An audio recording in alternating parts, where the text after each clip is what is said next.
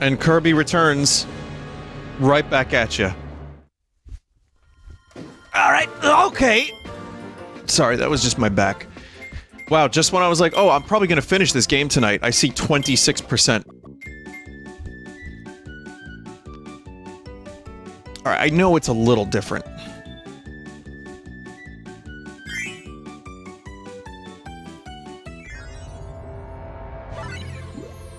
There's a little bit more percent here. But, yeah, I just don't remember how much game is left.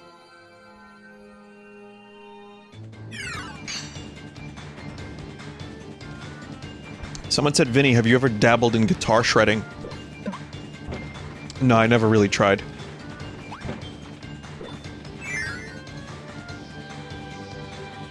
I don't think I have the dexterity for that. I mean, maybe I could, but I never really received any formal lessons. And, I play guitar probably in, like, a fucked up way. So I don't think any shredding is gonna be happening. But also, it's not the type of guitar soloing I like. I don't really enjoy shredding. It can work well as, like, a sound, but it's not something it's not something I get any particular enjoyment from. I just think it's cool. Like, those who can do it, I respect. I'm like, wow, that's amazing. But yeah, it's not... It's never been something I've wanted to emulate or do. Joe, however, has, at various times, he's the producer, bassist, he plays some lead guitar solos and stuff. He has learned to shred, because he grew up in the 80s.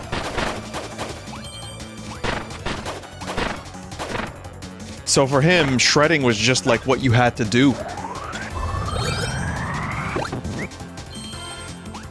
Also, thank you, Des. I appreciate that.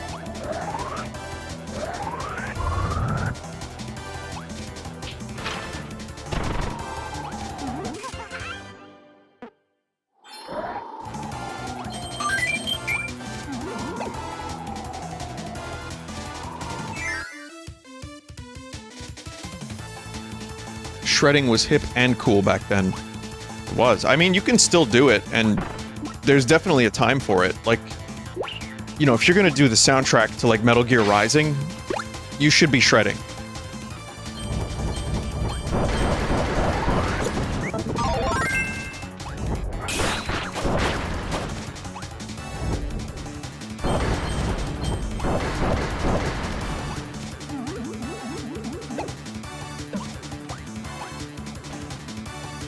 Are you gonna go back and get the gear you missed? I missed several throughout all the levels. I'm not sure, because again, this is not the first time I played this game. Even if I don't remember 100% of it.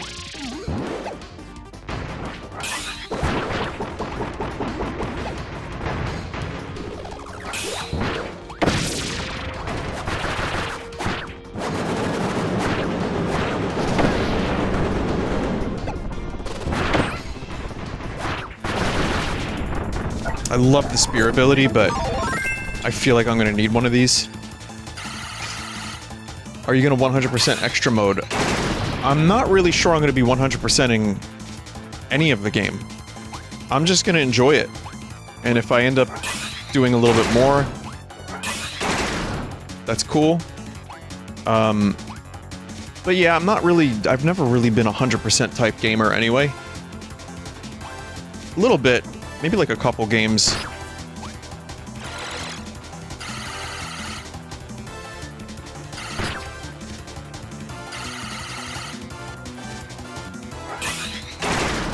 I get it.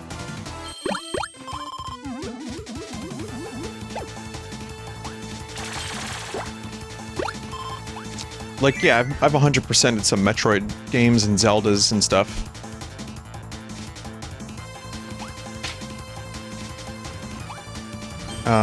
Like platformers, like Donkey Kong 64, I did when I was younger. Banjo-Kazooie's not overly difficult to 100%. Is that Switch gonna...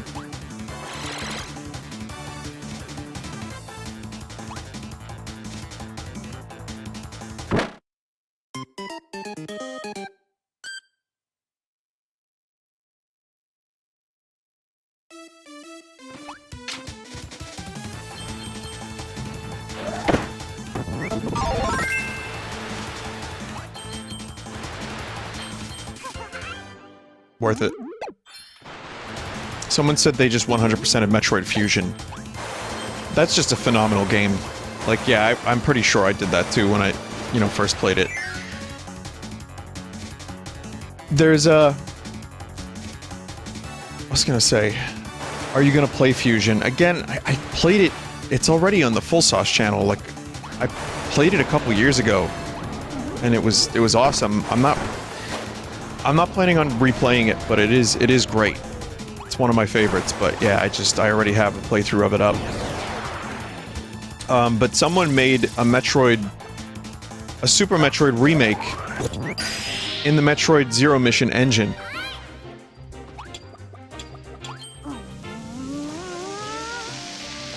I don't know if it's done, but I saw, like, footage of it. It looks cool.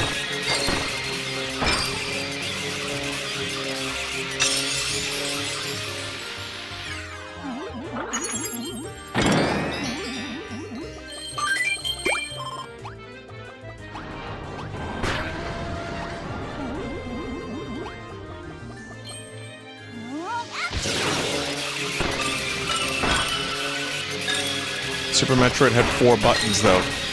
Well, they adapted it. So it still looks like Zero Mission. Like, it's basically Zero Mission with Super Metroid map layout. That's what it looked like to me from the footage.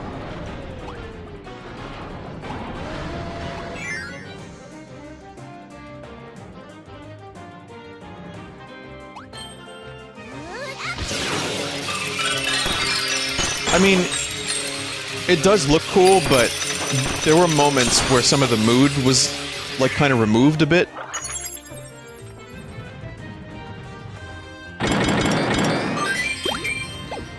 Because the graphics are pretty different.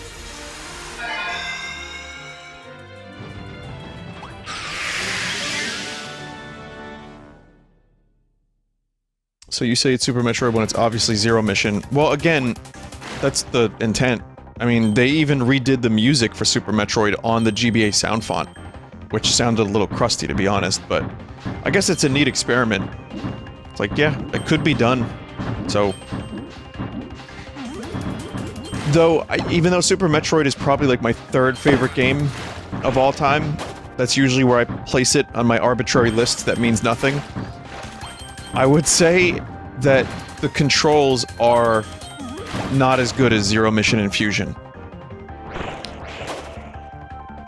Like, it's a little floaty. I love it. I think, you know, it's just years of playing it. I think it's fine.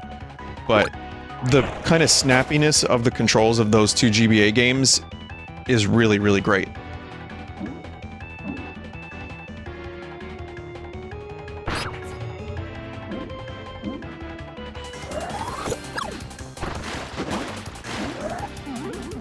Shit.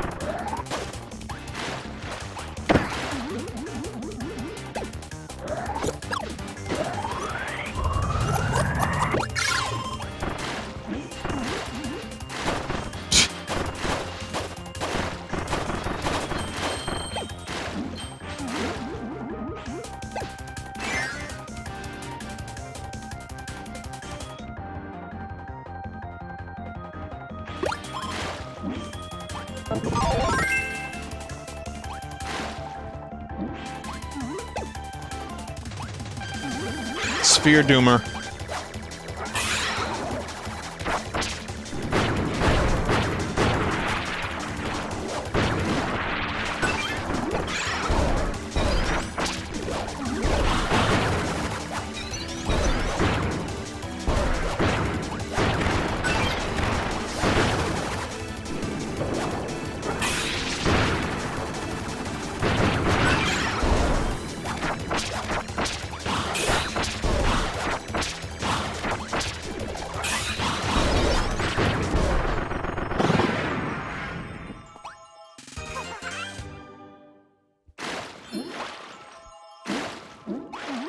Alright.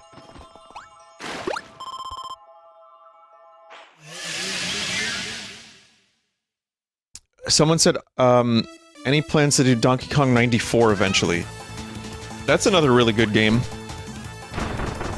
that I've only ever played by borrowing someone's cartridge.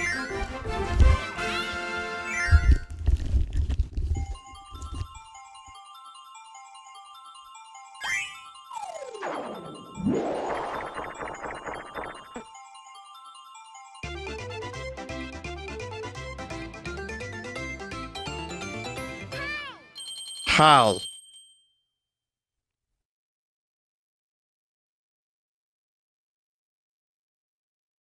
Donkey Kong on Game Boy, correct, yes. There's a Donkey Kong game released in '94, and it's like, you play as Mario. It just came out in 1994, so it's called Donkey Kong 94. It's not like Donkey Kong 64.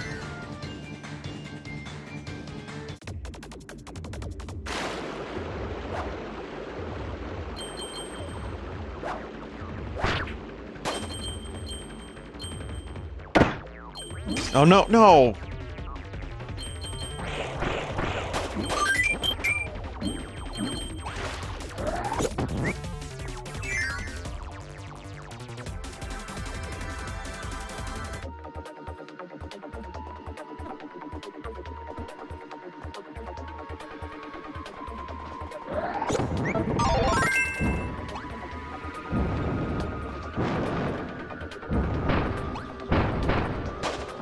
One day I would love a Kirby game to do what 64 did. Crystal Shards. I know I've talked about this, but like, the combining of the powers was one of my favorite mechanics in the whole series.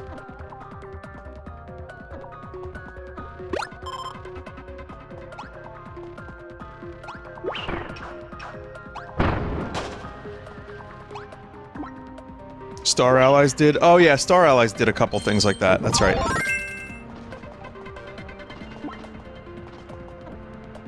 It wasn't, like, the same thing. Squeak Squad had limited comboing too? I didn't know that.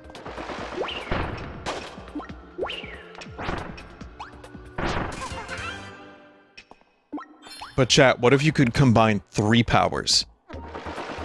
Imagine how many combos they'd have to develop just to make that happen. Hundreds. Hundreds. Because, okay, what if it was 6 powers, right? 6 powers. So 6 times 6 times 6, what is that? That's 36 times 6.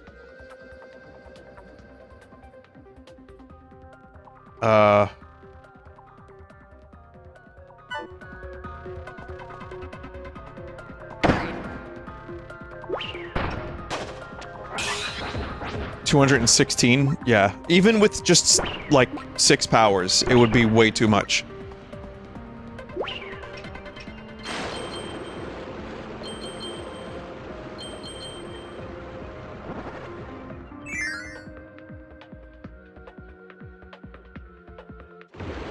Maybe they could, like, develop some kind of algorithm?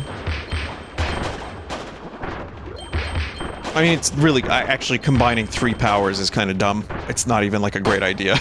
But I'm just saying, if maybe there's some way to, like Pokemon Infinite Fusion it.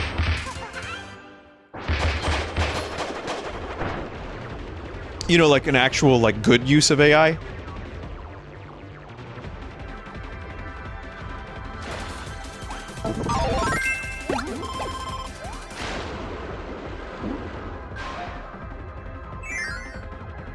Curb GPT.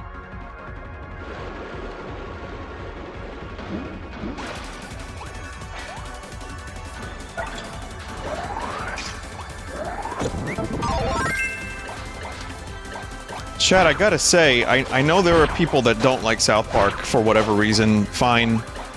And they've been spicy and they kind of go after everyone. The new season has been, like, pretty good. Like, I've gotten more than a sensible chuckle out of it. Someone said I don't like it. Well, noted, chat member. I appreciate your feedback. I would like to let you know that I appreciate that we can disagree and still remain friends. That's a valuable thing, and I'm pleased. I'm pleased about that. We're enemies now. Oh, the misery! Everybody wants to be my enemy.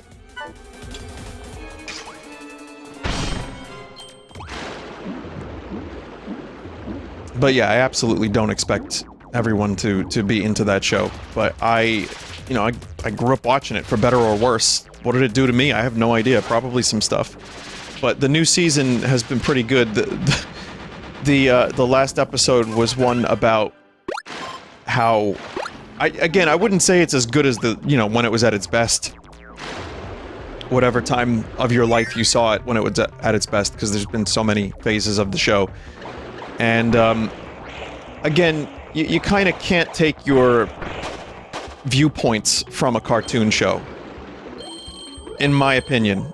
I have laughed and I've disagreed as much as the next person, in regards to South Park. Like, not everything that they make fun of is something that I immediately, just because I like the show... I can't believe I even have to say this. Like, but... just so you know. Point is, the newest episode was... some of the kids writing their papers with ChatGPT, and then replying to their girlfriends with ChatGPT, and then Mr. Garrison grades the papers with ChatGPT because he gets so, like, he's just sick of it. And then they have, like, a shaman come in to try to, like, determine who's using it. And then they end up finishing the episode by writing a scenario in ChatGPT, and it's, like, terrible. Like, it's actually really funny. I don't know, some of you might enjoy it more than others. I noticed Trey's voice was a little fucked for the episode. I'm wondering if he was sick. But, it was pretty funny. Yeah, it was pretty funny. Again, I don't think they always hit. And, for years, South Park was, like, kind of in a weird place. It's like, I don't... You know, they were trying, like, this long-form shit, and, like, doing, like, continual, like... Whoa. Oh, stop that. They were doing, like, serialized, where everything kind of was part of this, like, overarching story. I didn't really think that worked. And I think that they were just kind of not sure where their footing was for a little while, in my opinion. But I like that this season has just been, like, they make fun of the royal family in a funny way. They got the ChatGPT thing. Japanese toilets with bidets is a topic.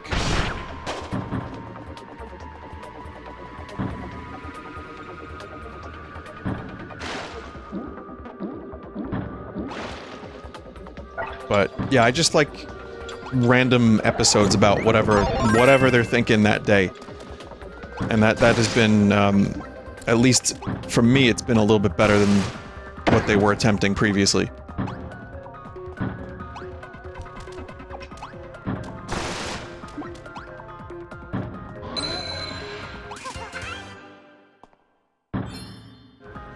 Someone said I watched 6-hour video essay saying that Tegrity Farms was peak South Park. Oof. Yeah, I don't know about that.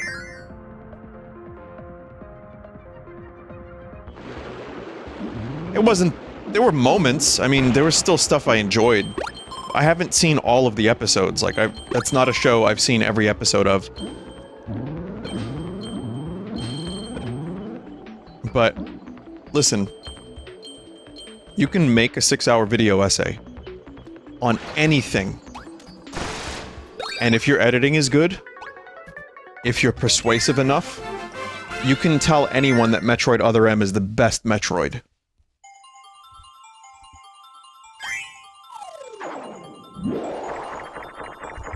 And people could believe it, because there are people that want to watch this stuff, and some people are willing to see a viewpoint out.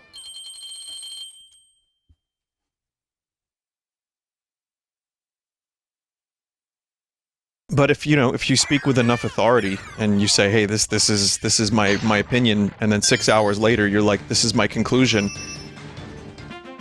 at least some people will be on board. Listen, I have bought into that.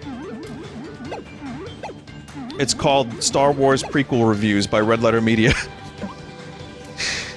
But I already knew that something was wrong in my mind. This just my... Again, I know people love the prequels. There's plenty of people in my chat who love the prequels. That's fine. I enjoy them too in my own way.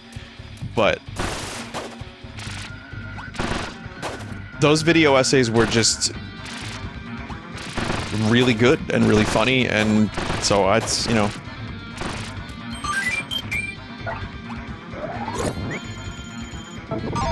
Wing. Oh yeah, because if you get two. Also, there are times where you can't... I'm not, like, a filmmaker, and I couldn't articulate certain things, whether it be about Star Wars or something else. Sometimes you just can't articulate why something resonates with you, or the opposite.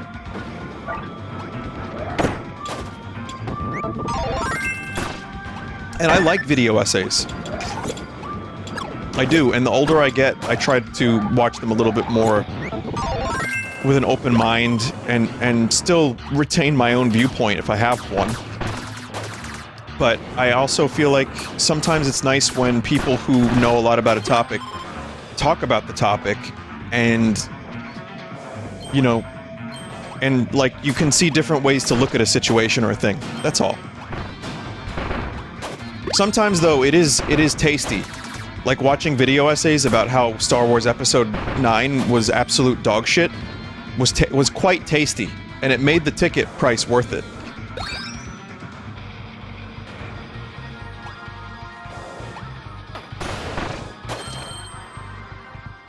Do you need an essay to know that? No, I knew in the theater, and I knew as soon as I was home, but I will tell you that watching, like, the train wreck in slow motion made it much more fun, and it, like, actually kind of almost made the movie worth existing, because I was, at that point, like I got entertainment out of it.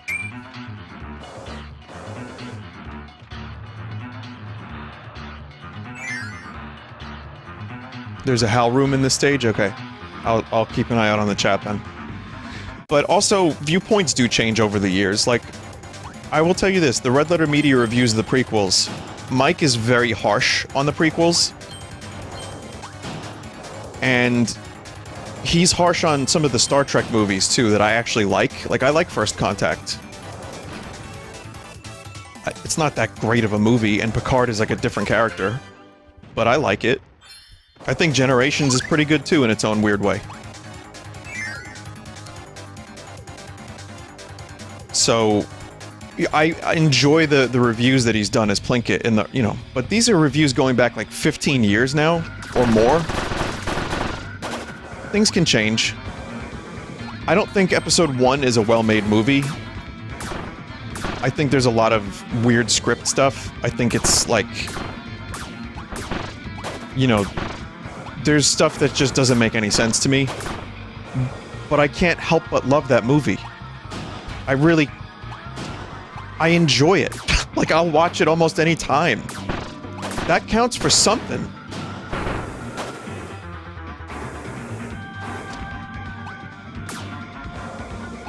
So, someone said childish attachment. Maybe. But I've watched that movie with people who have never seen it before, and they also didn't love, you know, the Star Wars thing, and they thought it was, like, funny. So you can get that from it. Then again, the movie I've seen the most in my life is probably The Room, so I'm one to talk. But I guess what I'm trying to say is, yeah, video essays can sway your opinion, maybe even alert you to things that you didn't notice that are kind of poop or good.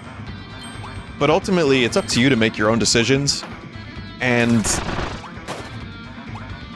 I guess as things change, as you get older, opinions change and you learn more. And by the way, it's okay to change your opinion on things. I know that has almost on the internet become like a, oh, you're a hypocrite because you change your opinion on this thing. Well, sometimes with years, more information, sometimes with, like, life experience, your opinions change. I mean, I don't know, you'd hope so, at least, in some cases. But I don't know why I'm turning this into... What were we talking about? What was the 6-hour video essay about, chat?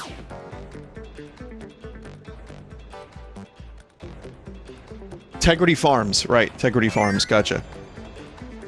It's the Kirby effect, it's happening again. Kirby always brings out the deepest of conversations in me.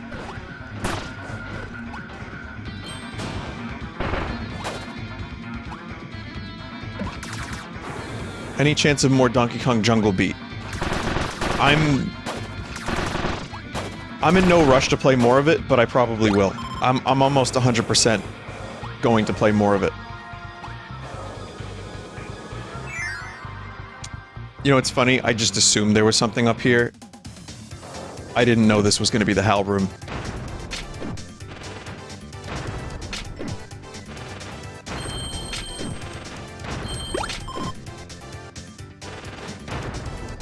Damn it.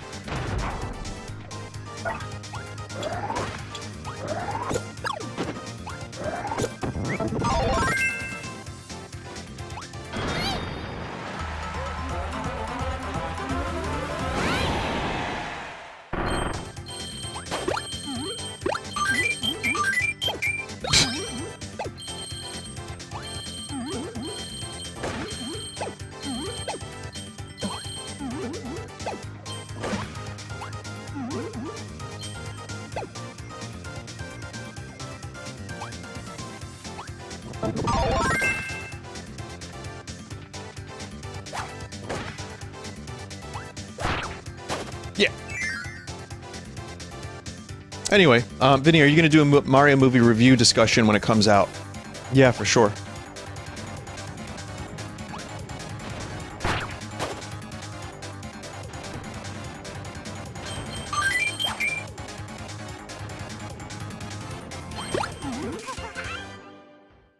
Do a live stream from the theater? No, I don't think I want to do that. Listen, I'll just talk about it. I'll do my usual thing. I know that, speaking of video essays,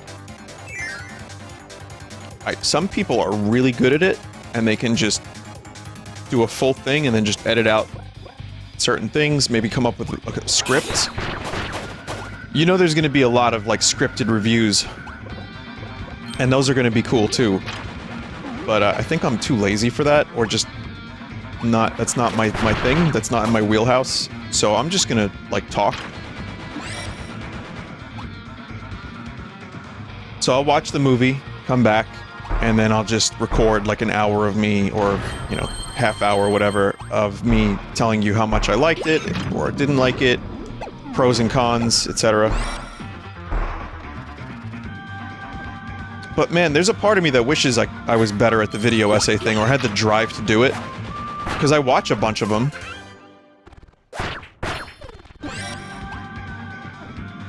Like, I enjoy the format. Liam does good ones. I like Liam's approach, Liam Triforce. He has a good... He brings in his personal, like, memories of a thing, but also tries to explain, like, the process of the development. He'll share, like, his feelings on if he likes the thing or not. But then it also gets, like, kind of technical. So yeah, I think he's got a good format. Whoa.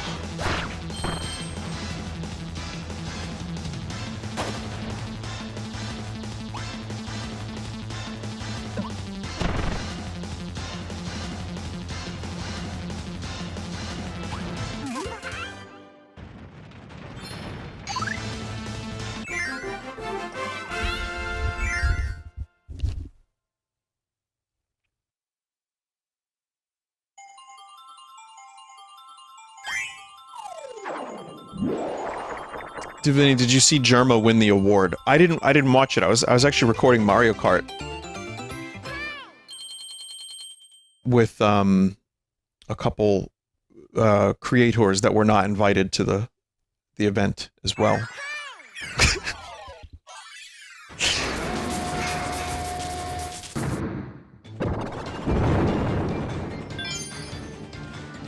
That'll be uploaded soon. But no, I didn't watch it. but I'm really happy for him.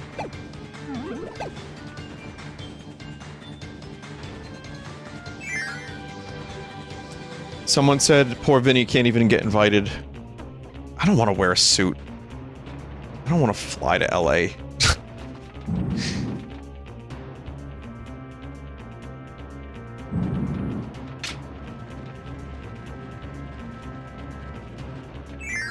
If I was there already, sure. But I probably still wouldn't wear a suit.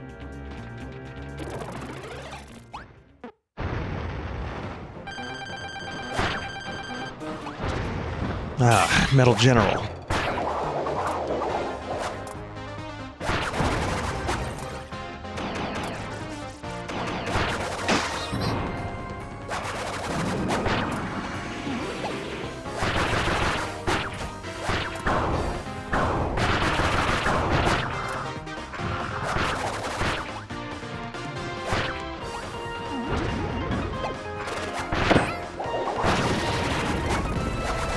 I figured out why I press X a lot to try to jump.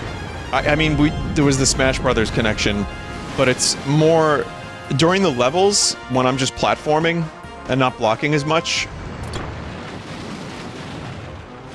I don't think about pressing X to jump, but when I'm doing boss battles, it feels more like a Smash thing, and so my instinct is to press X to jump.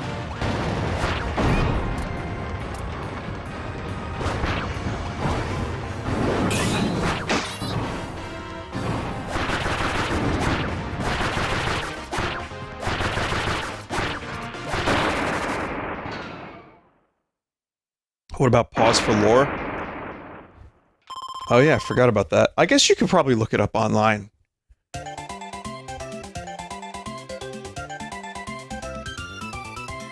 I forgore about it, sorry.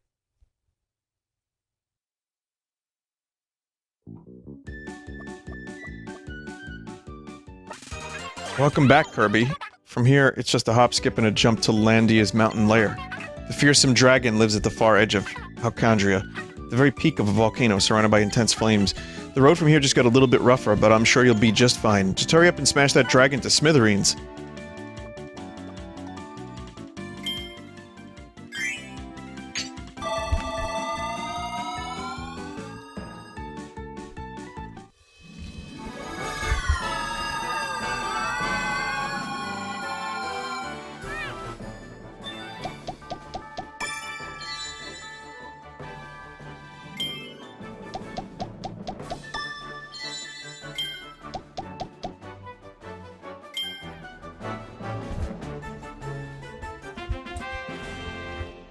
It's a ship.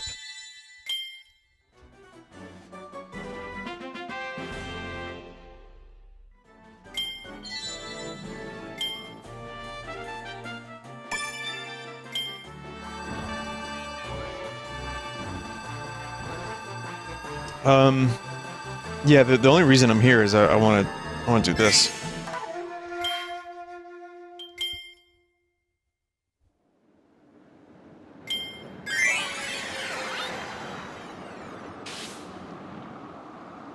I gotta keep up with my Kirby dailies, correct.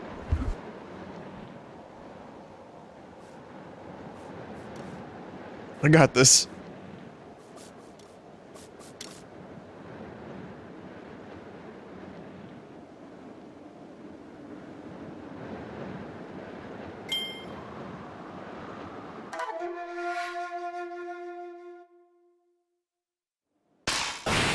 There's a lot of Marxes in a row over there. I did not have a good reaction time here at all. Oh boy.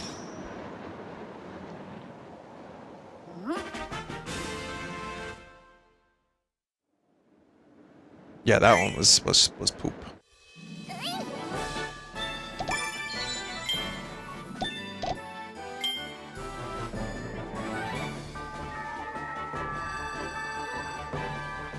All right then. Well, yeah, never mind. Handheld mode. Yeah, I know handheld mode would cut the delay time down, but also, Yeah. I probably still would suck at it. I mean, I did okay a couple times, but I don't think I would ever be, like, that good at that.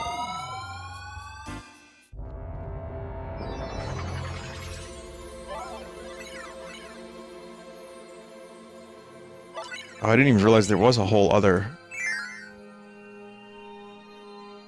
Yeah, we're not finishing this game tonight. For some reason, I thought we were finishing this game tonight. And then there's the extra mode. The new one. The Magalore mode, which I'd like to... Oh, no! It's only 3 levels. Okay, well, I do want to check out the new game mode as well, so we can do that at some point.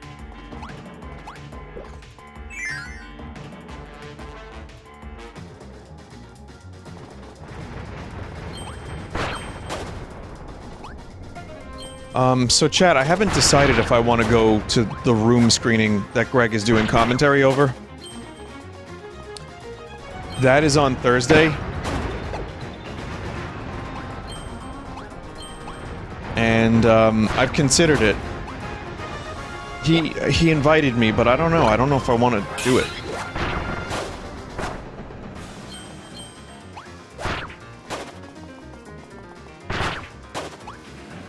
Bring spoons, yeah, right? Well, if I did go, obviously I wouldn't be streaming Thursday. I would probably stream tomorrow instead.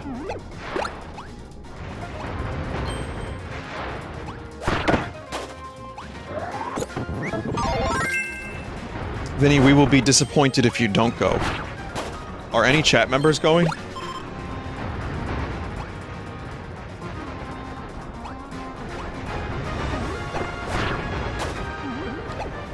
Well, never mind. Every chat member is going, according to chat members. So never mind that.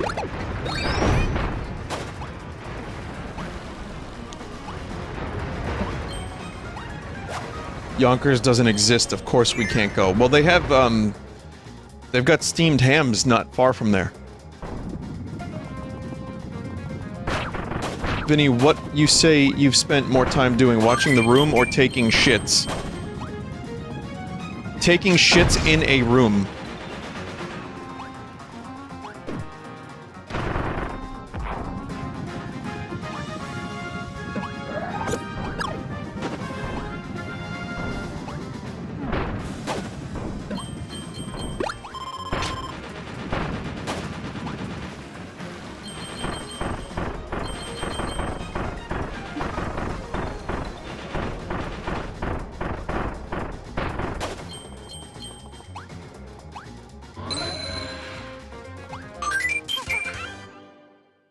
In my room? Are you referencing a Beach Boys song, chat member? Because if you are, that's a +1.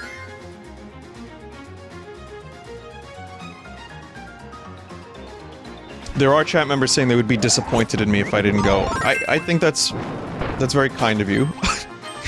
Listen, my journey with weird, like, good, bad movies has been a weird one. Like, I don't really understand how... I like this. This is a really interesting career path, but, I mean, the fact that, Rem Lazar wants to, like, hang out at some point and, you know, grab dinner and just talk, not for any content or whatever. The fact that he invited me to the Rem Lazar screening, that in and of itself was wacky, but considering how much I've seen The Room... Like, actually being invited by Greg because he wants to, like, talk about his new movie. It's so weird. It's so fucking weird. Like, I like it a lot, actually. I think it's the exact career path that I want.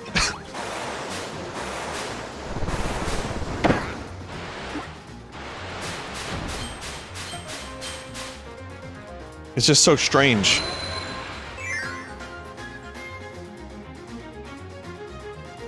Didn't you tweet saying you were going? I know, I wasn't...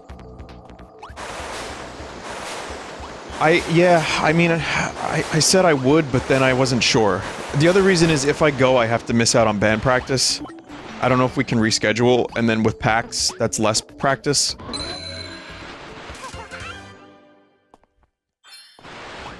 And I have a new song that sounds like Tom Petty, and I really want to show the guys. I don't know.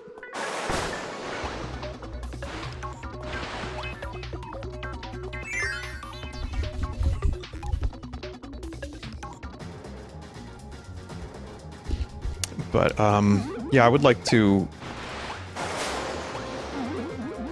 go and also maybe reschedule band practice, but schedules are tough for everyone.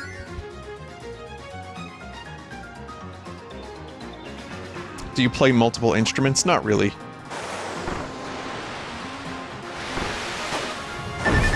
Oh my god, oh my god.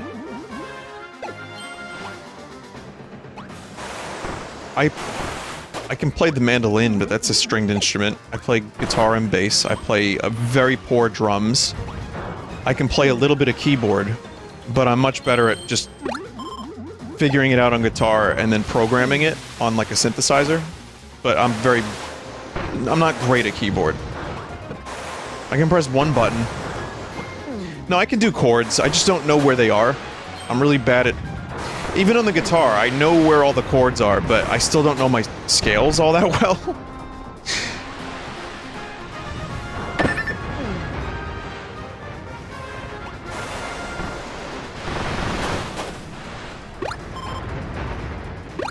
Do you know much music theory? This is a frequent conversation.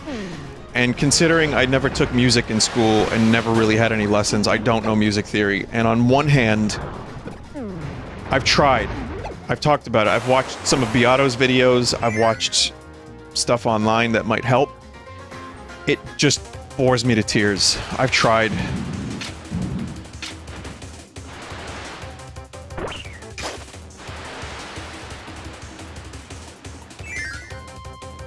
So I know a little bit, like just a kind of a little bit.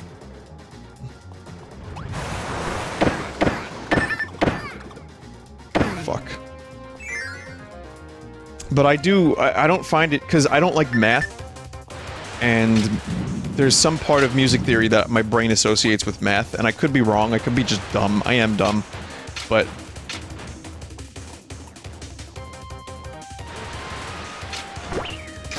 Huh? Well, speaking of, yeah. Yeah, so I don't know a whole lot, but there is a part of me that finds the instrument kind of still a bit of a mystery, which makes writing more fun, in a way. Though I will concede that is a viewpoint I've had when I was younger. I think music theory would be much better to know than not know it.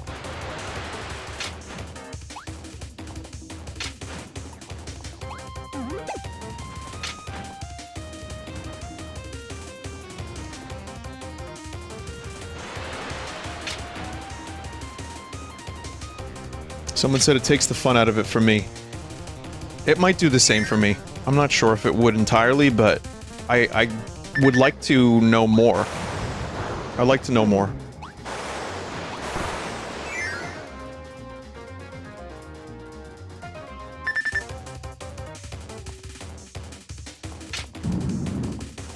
And I do pick up, like, bits and pieces from Bill or Joe, or from something I've, like, figured out myself, or something, maybe, like, some video I watched. I learn a little bit here and there.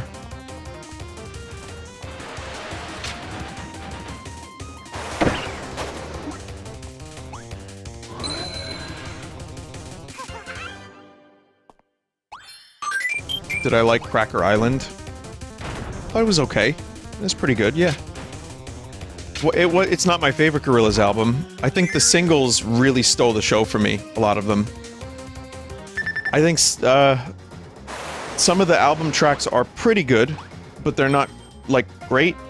That's just my thoughts. I'll tell you what, Silent Running and Skinny Ape are two of my favorite Gorillaz songs ever. So that counts for something. And I do think Cracker Island's fun, and I like Possession Island a lot. So I like it, but yeah, I wouldn't say I like it better than Song Machine or Plastic Beach or anything like that. Oil was pretty good, yeah. Maybe I need to listen to it more, because it didn't really stick for me. But it's nice to hear Stevie Nicks.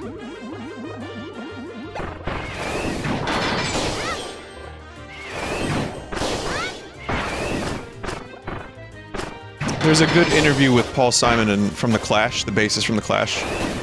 And it's the Rock on Tours podcast. And he talks a lot about, obviously, The Clash, but also he talks a lot about the Gorillaz.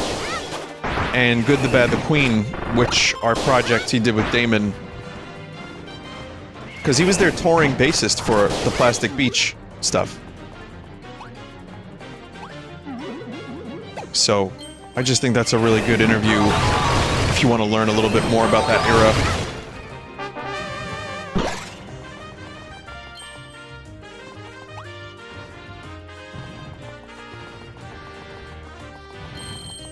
No, he didn't talk about Garfunkel. This is not Paul Simon.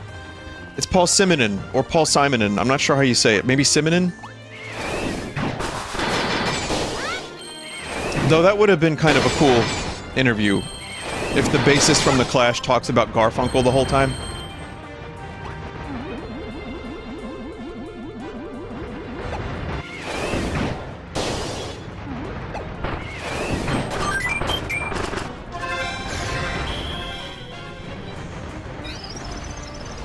What?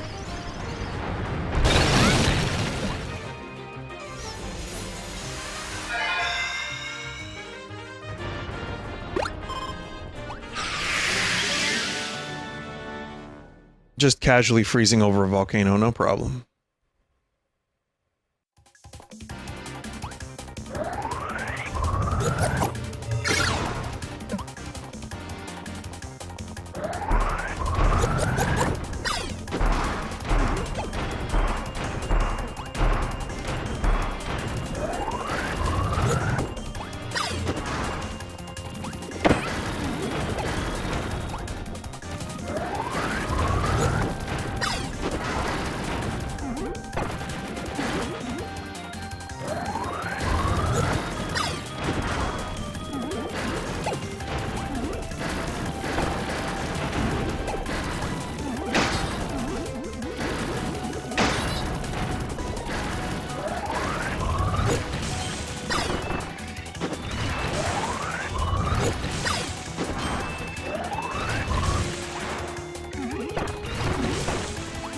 Shit.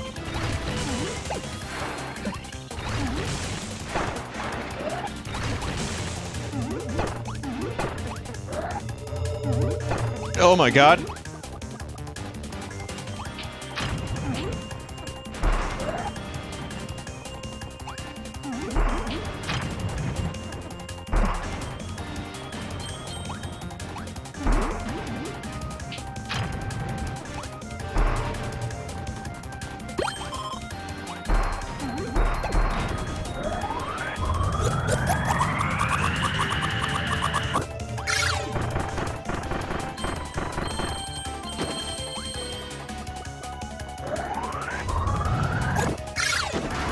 Tricky.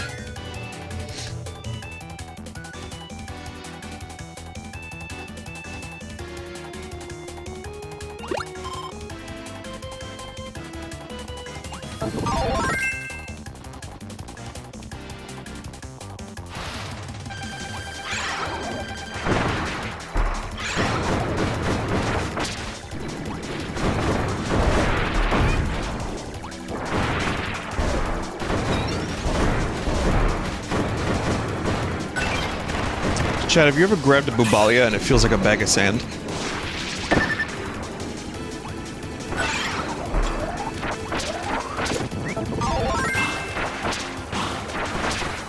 How do you build a sandcastle?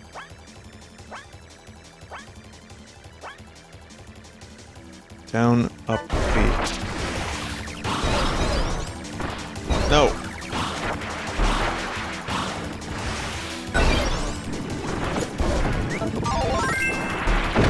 God.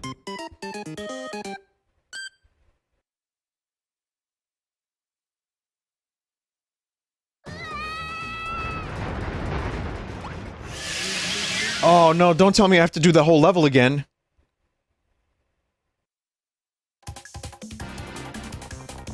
No. I kept forgetting to, block.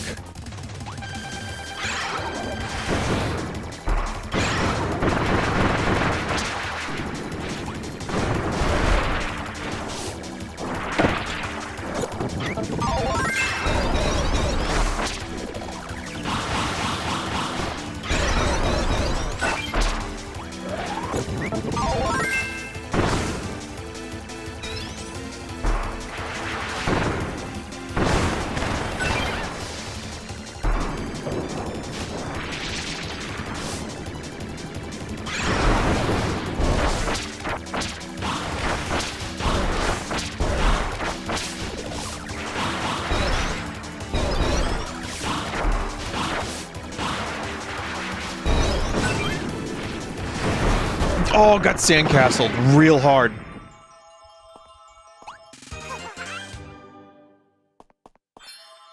Like a bag of sand.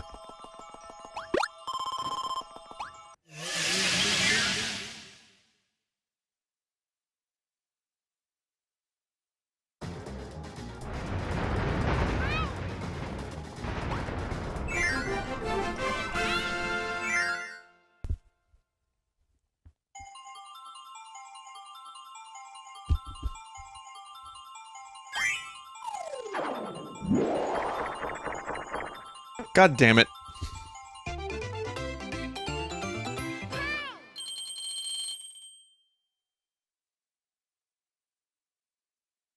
Yeah, if only Anakin knew that they felt like sand, maybe there wouldn't have been any problems.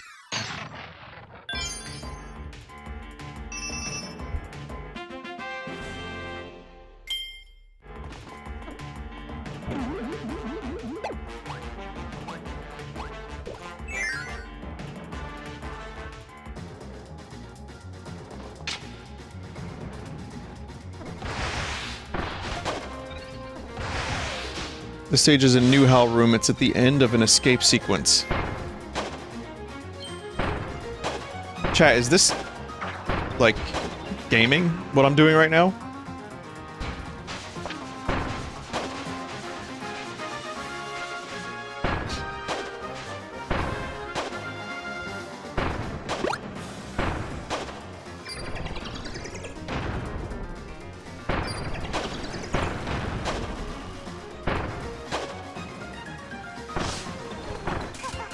Yeah.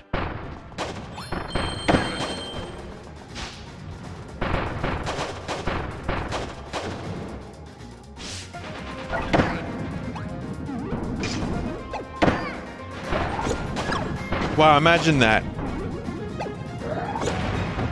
I lost my sand ability, and for what?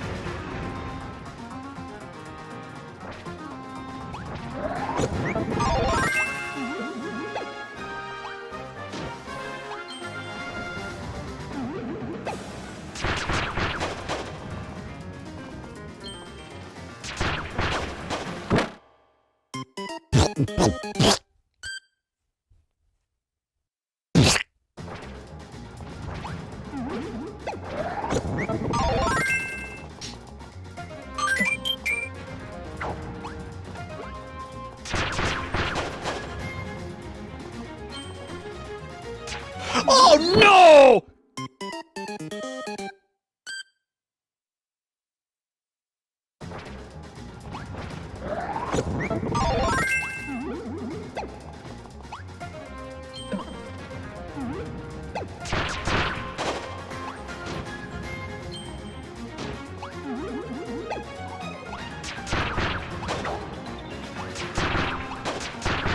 No, we're good now. Now we're gaming. If only you could just hide in a sand pile your whole life, like Kirby could.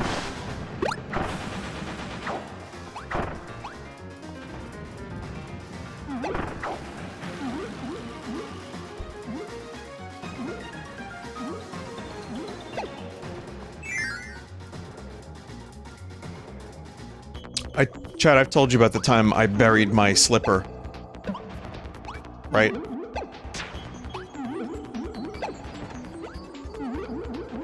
Was it a slipper? Like a thong? Not the booty thongs. Like what are they called, chat?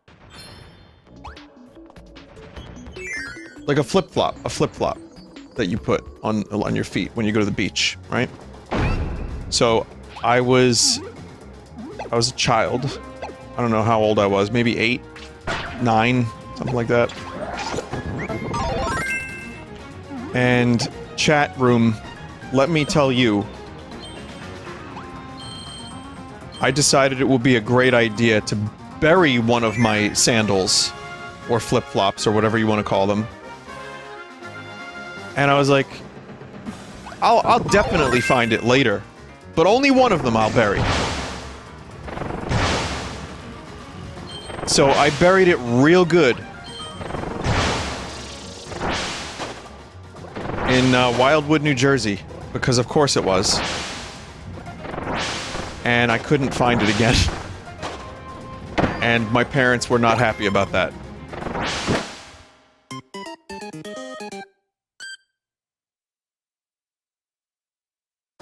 I dug so many holes at the end of that.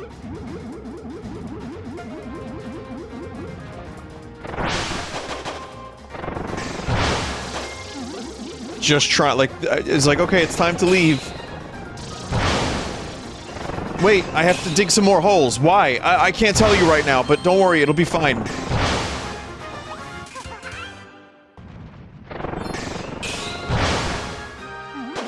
Awful pirate. Well, some say that that sandal is still there to this day. I was a dumb kid, you know that? Kind of a dumb adult, too. But I was a dumb kid as well.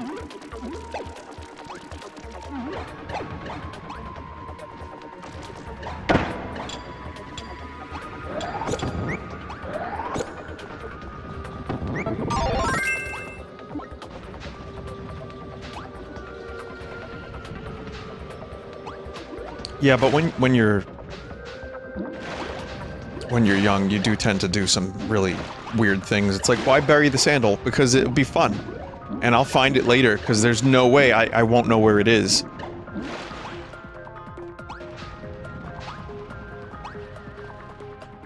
That's one of those things that it's one of those things, like, you just voice crack. It's one of those things that I still remember.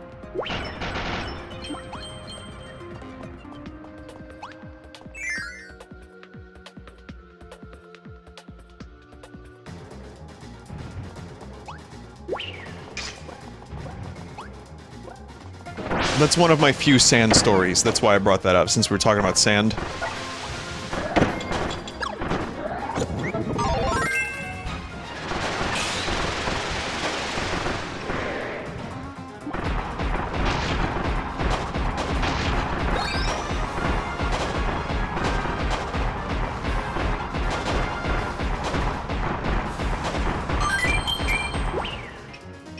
Chat, where's the towel room?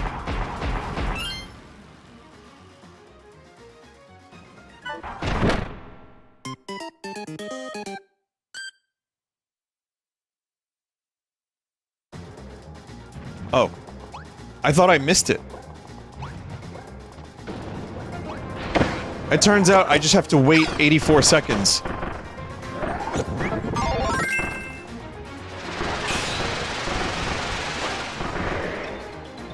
Wait. 84 seconds? How do you say haru in Japanese? That's 84? Haru?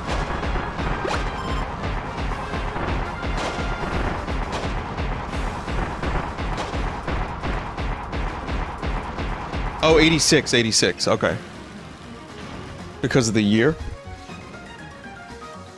I don't know. Whatever's happening. Chat's got a couple different things they're saying there, that's fine. It's a language pun? I figured, yeah. Yep.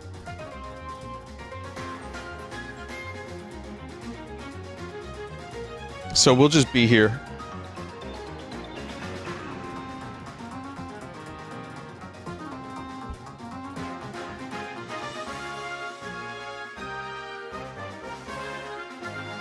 Cool. What's up, chat? Use this time to go find the flip-flop. Yeah.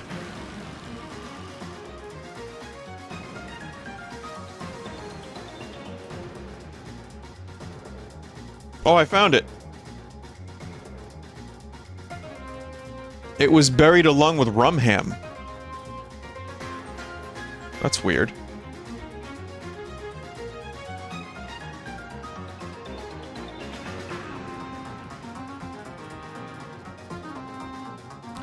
Has it been 84 seconds yet? Dredge at the end of the month, planning to play.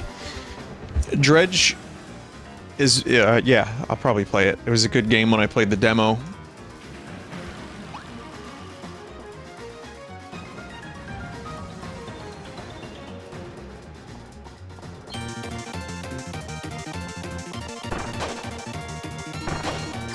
I mean, the end of the month is going to be a lot of Resident Evil 4. But yeah, I'd like to get some Dredge going too.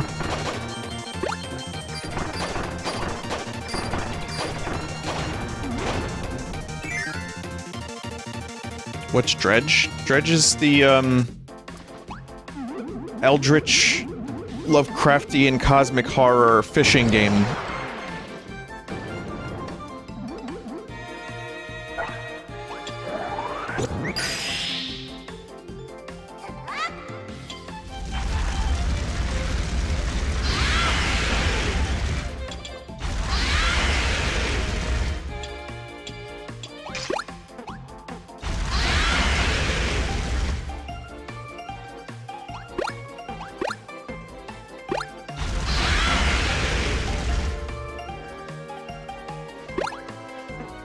I want to see those desserts up close. They look good.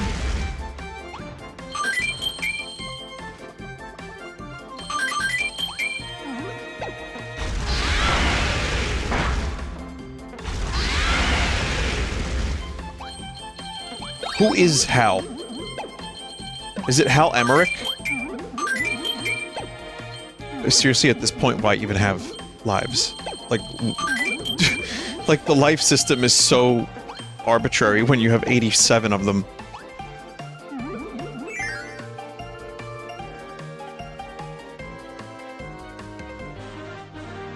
Hard mode? I guess so.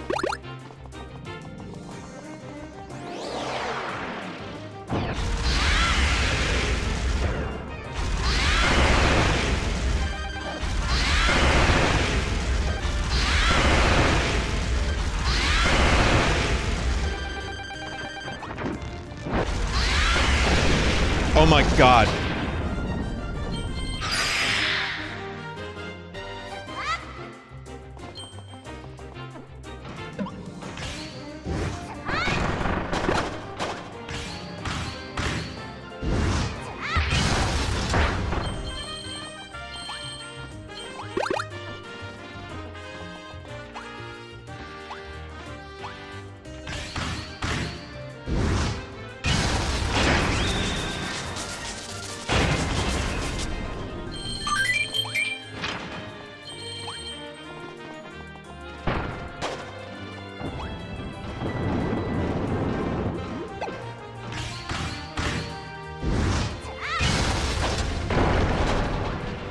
Smash. Chat, does anyone here remember Solomon Grundy?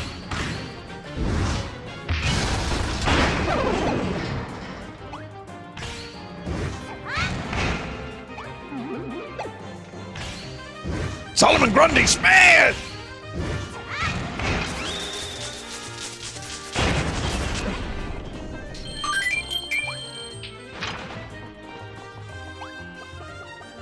He was kind of like, if I remember correctly, he was like a bootleg Hulk. He was in a show called The Super Friends.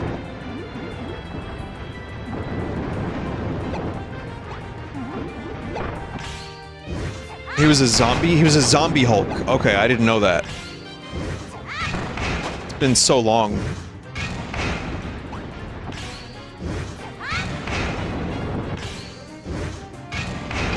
I just remember him because I'm smashing right now, and that's like, the first thing that comes to mind is various other types of things that smash.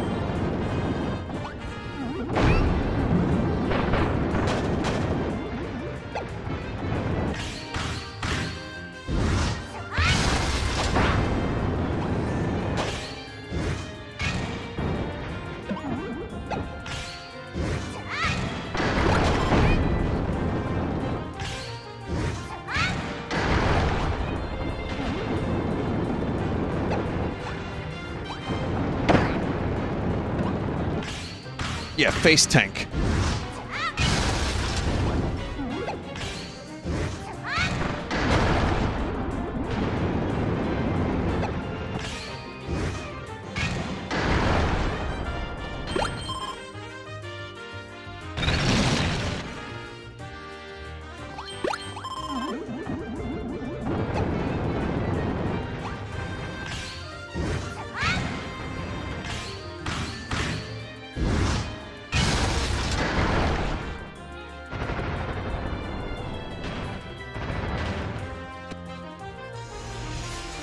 Okay.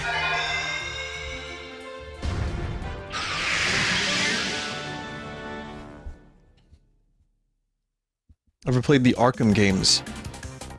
Yeah, I played Arkham Asylum a little bit.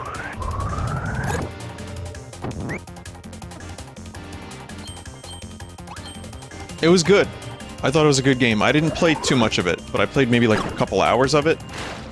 And it was a friend's copy that I borrowed, and then I never finished it. The thing is, I was never a huge superhero person. So the appeal of the game was more like, oh, this is fun, as opposed to this is Batman. I do like the Batman a little bit, and I've watched the movies, and, you know, the Christopher Nolan ones, of course, but for some reason, yeah, I just didn't play the whole game. But it was good.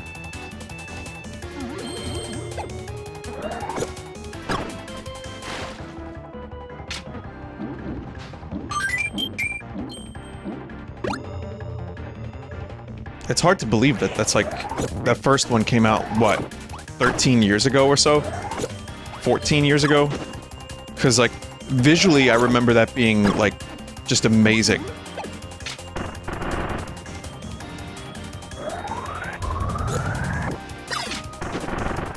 And recalling the visuals of the game now, I'm like, oh no, that game looks incredible.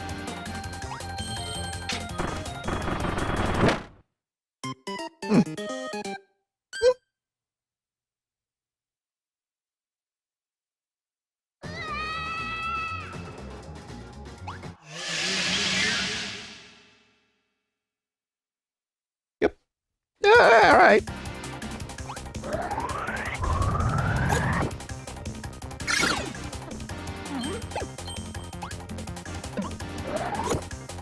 There are remasters on PS4. Okay, I see. I didn't know that. Some games from the PS3 era, all they need is like a decent upscale with 60 FPS. I mean, textures too you could replace, but I feel like these remasters, there's a lot of potential for just really basic kind of things, like get good lighting, upscale, 60 FPS, and some of these games that came out like even 15 years ago are still gonna look pretty good.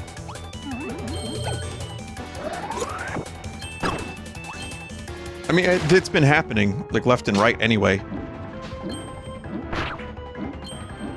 But I do think some games need a little extra help. Metroid Prime, in my head, looked way better than I thought it did. It still looks great, but to me, the remaster of that, and even this, were a lot more substantial than I thought they were.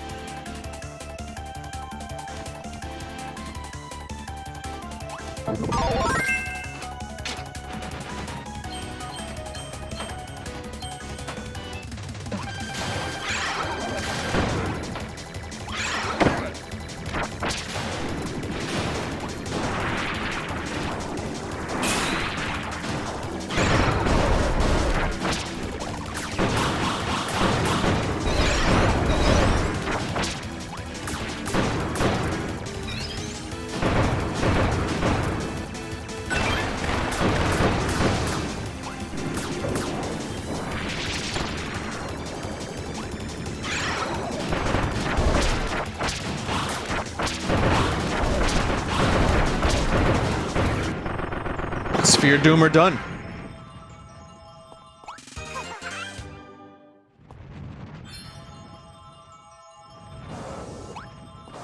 But I like when older games get remastered and they only charge like $10 to get the remaster. It's like, well, you paid for the game, and we're only doing like a very rudimentary upscale and a couple other small things. So, here's $10. That's what, yeah, when? Never. That would be nice if that happened.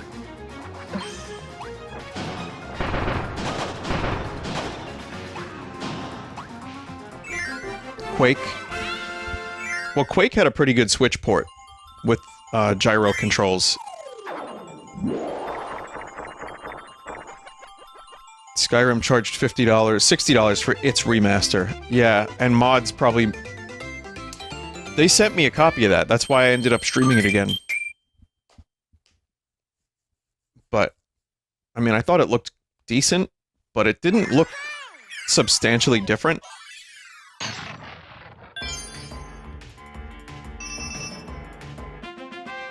It wasn't $60 different.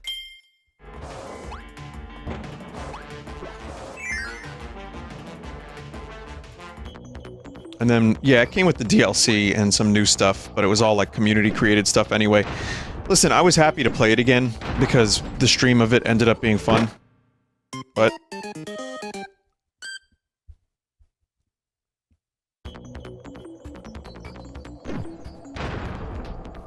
But there are times when, fan-made mods look better than the official remaster.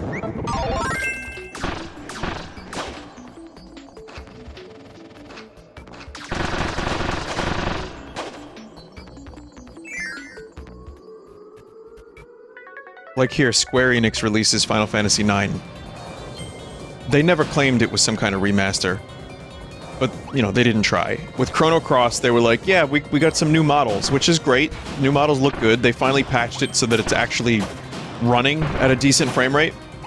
Took a year, but okay, that's something.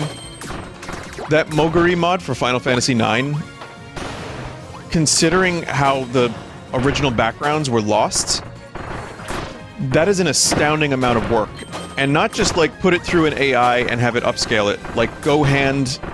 like, by hand as well, and add some stuff, fix up some edges, like, for example, transparent edges, were all fucked because of the AI upscaling, so they had to go back and do thousands of those by hand.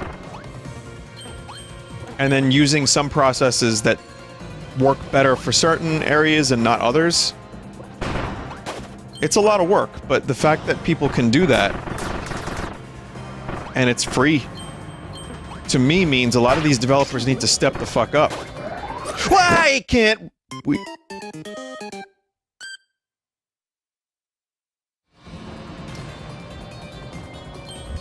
Yeah, Nerol makes good textures. Texture packs and stuff.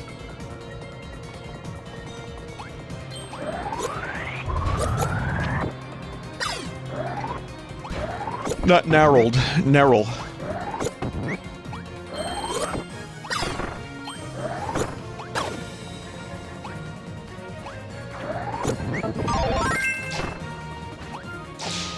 But, yeah, I just think if you're competing with all of the people that can make stuff like that, like, for example, Resident Evil 4 upscale that one fan did, that went to location, like, the actual locations where they filmed or they photographed the textures, and he did the same thing, and then spent years on his project. That's why I'm really happy Resident Evil 4 Remake is going to be, like, different in a lot of ways, because I don't want to spend $60 on just a HD texture thing, when Resident Evil 4 now looks great. It always looked good, but now it looks, like, phenomenal. Like, seeing the new textures and, you know, upscaling and everything. So, I'm cool with Capcom taking some risks and trying some different things, because we already have a version of Resident Evil 4 that looks fucking phenomenal.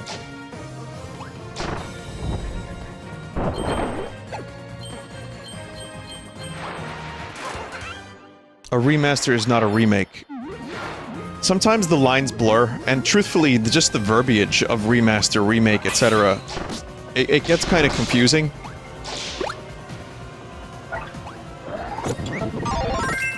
But yeah, I agree.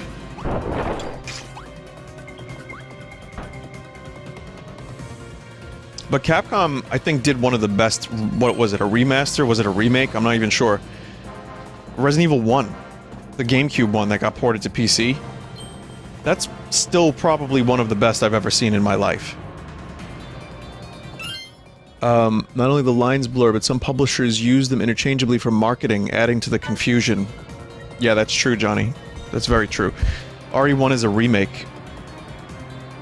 It's great. They did it twice.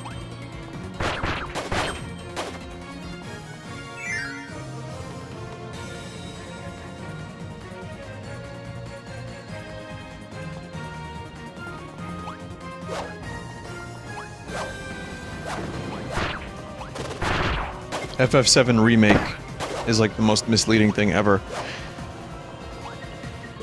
I think intentionally so.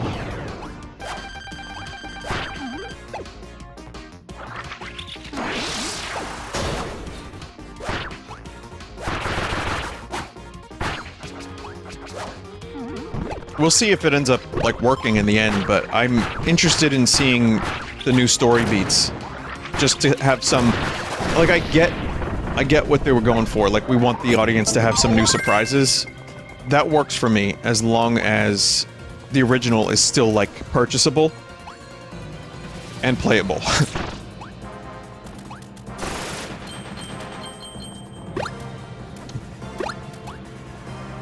Someone said, I'm so tired about complaints of that. Yeah, I mean, listen, there's people in this chat right now that think Final Fantasy Remake is garbage, and I respect their opinion. I've had conversations with people who I really like, and I like their opinions on video games, and they don't like Remake. And I'm like, well, I enjoyed it. It wasn't perfect. It's a lot of dumb shit. But when it was good, I thought it was great.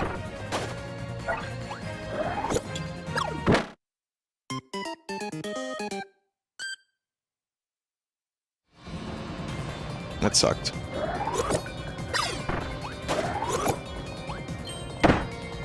But yeah, when it comes to, like, faithful remakes, you have stuff like this, which is like a enhanced remaster, I guess?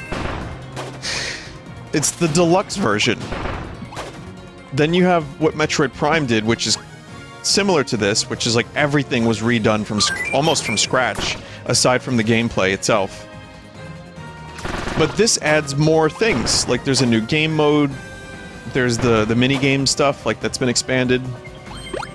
Metroid just changed some control options and really made it, like, look as good as it could on Switch. So it gets so fucking confusing. It really is very, very confusing.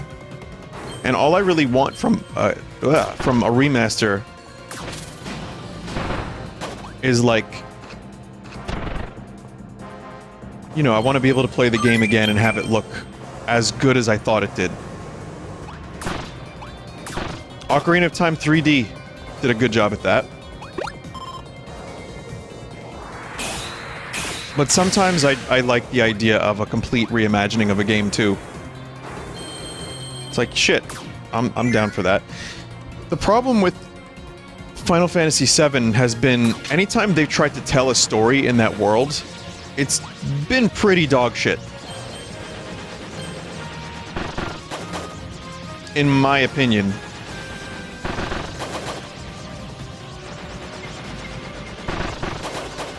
So, I don't really... I mean, I like Crisis Core. It's cheesy as fuck. I mean, you saw, I just played some of the remake. It is very, very, very cheesy.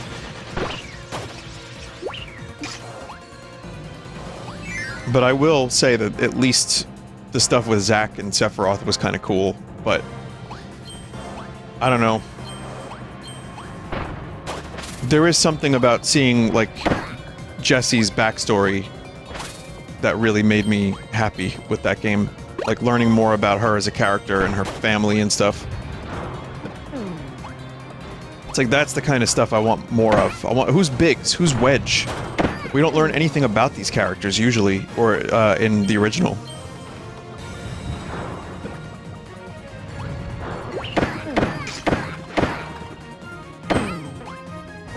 Well.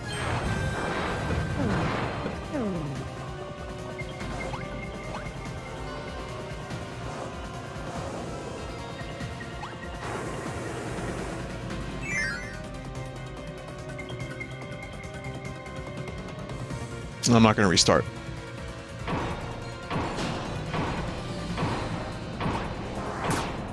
Chat, please remind me, why do I need those anyway? Like, what do they unlock?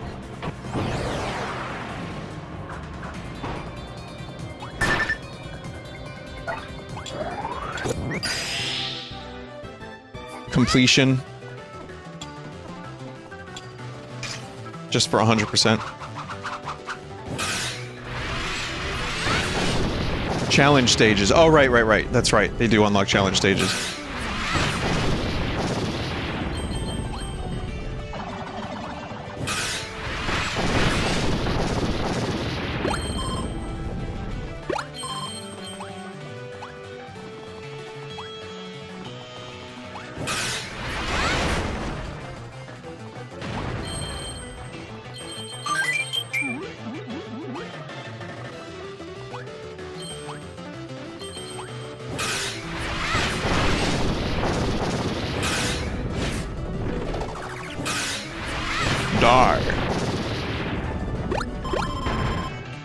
That Waddle Doo, that massive Waddle Doo was hiding a pizza trove.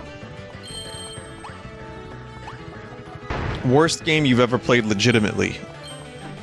I don't know. That's a tough question because I don't know what legitimately means. I've played Sunday stream games that are absolute dog shit. Like hundreds of really, really terrible games.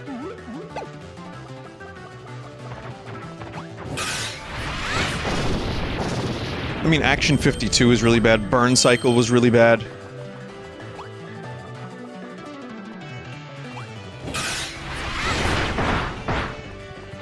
Mainstream?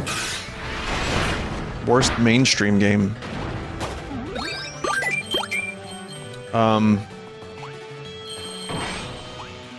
Well, that's different too because I've played Shovelware Showcase. Which, those are like mainstream, like Eminem's Kart Racing is mainstream, I guess it was sold in stores.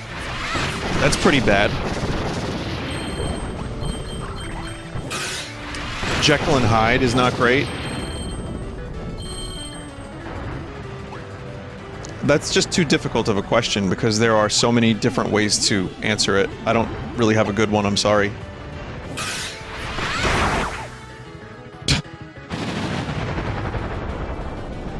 That's amazing.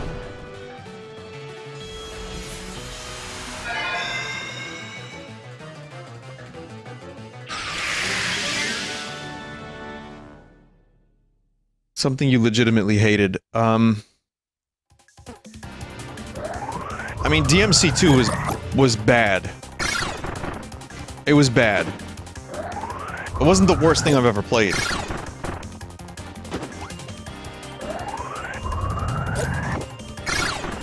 I don't know, chat. My memory's not that great. I wish I had a good answer for you. I don't know if I do.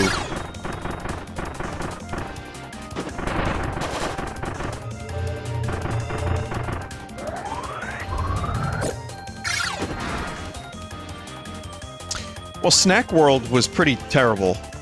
It wasn't, like, Jekyll and Hyde bad or anything like that. It was just...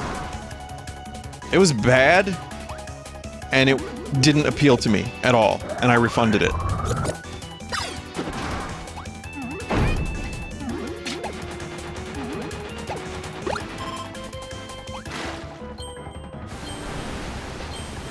But by no means was it, like, even Devil May Cry 2 bad.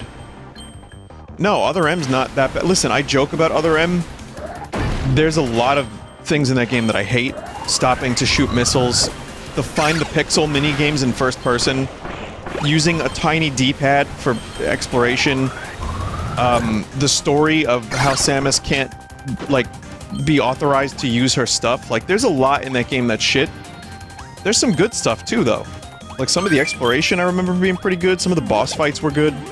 The gameplay can actually get kind of okay. Some of the abilities are not terrible. I remember there being some okay songs. Like, Samus controls well for playing... Oh, damn. Samus controls pretty well for playing with a tiny D-pad.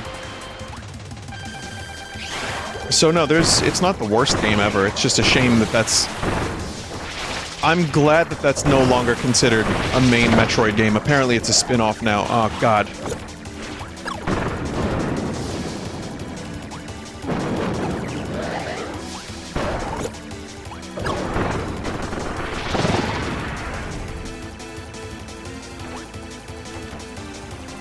But by no means is it, like, the worst game ever.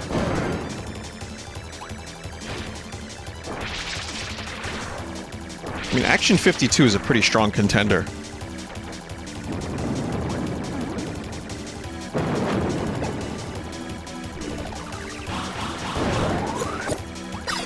God damn it.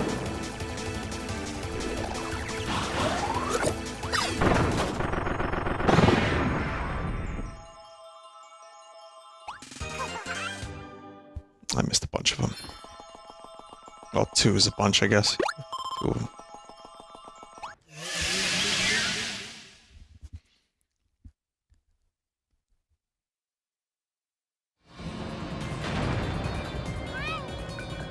Yeah, RE6 was pretty bad. You know what? Again, there's some fun to be had in RE6, and there's almost like this weird... It is one of the best-selling Resident Evil games, and I watched some video about it, like why people keep buying it. And like, because it goes on sale a lot, and it's fun in co-op, I guess.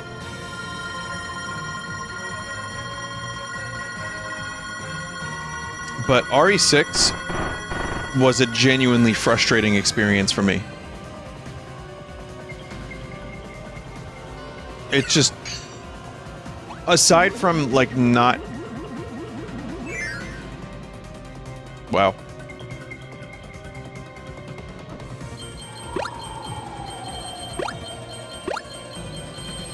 Aside from not being a Resident Evil game, because it's just an action schlock game, the things I hated most about that game, genuinely, like, could not wait for that game to be finished. It was too long, and it just kept getting, like, stupider.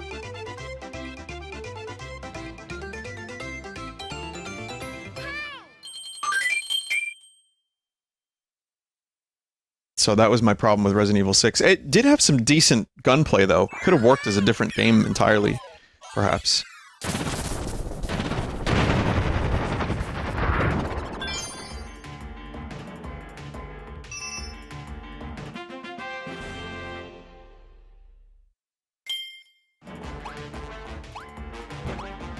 But yeah, that's not a game I ever really want to play again. 5 I would play again. 5 I would play in co-op, because I remember having fun playing that one in co-op.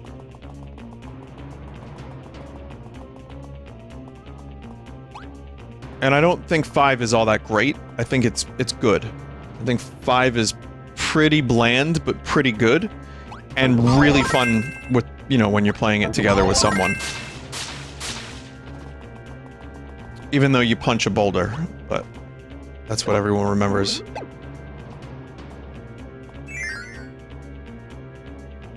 So. And even though I say I would play it again, I would probably only play the first 2 hours of it, and then I'd be like, yeah, I remember, I'm good.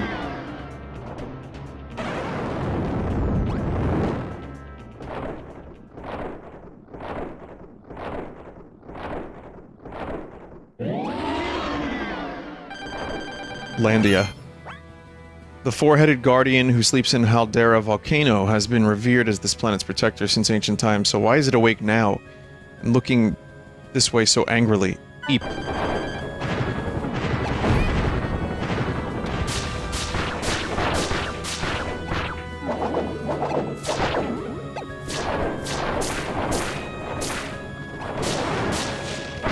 I mean, if this was Pokemon, the choice of getting leaves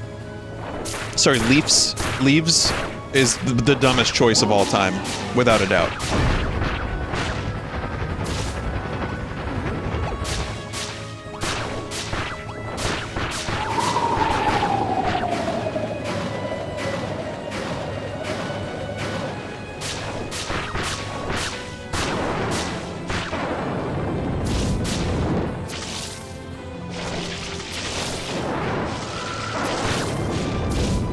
but I didn't really use this ability a whole lot, so I wanted to check it out.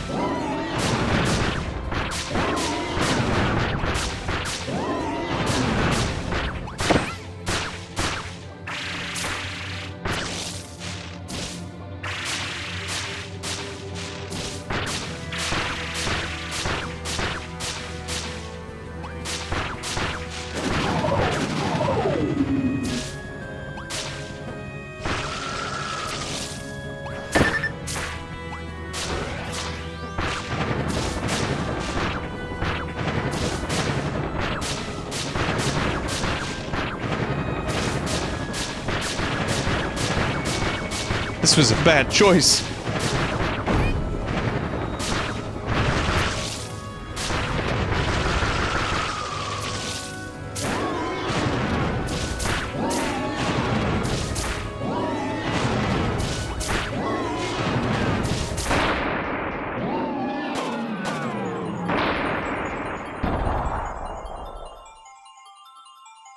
Kirby's so tired.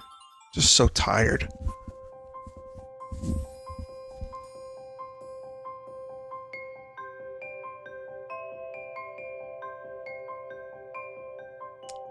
But where did they come from? They weren't here the whole time. Bravo, Kirby. You truly earned your reputation as a hero. Your help defeating Landia was invaluable. At long last, it's mine.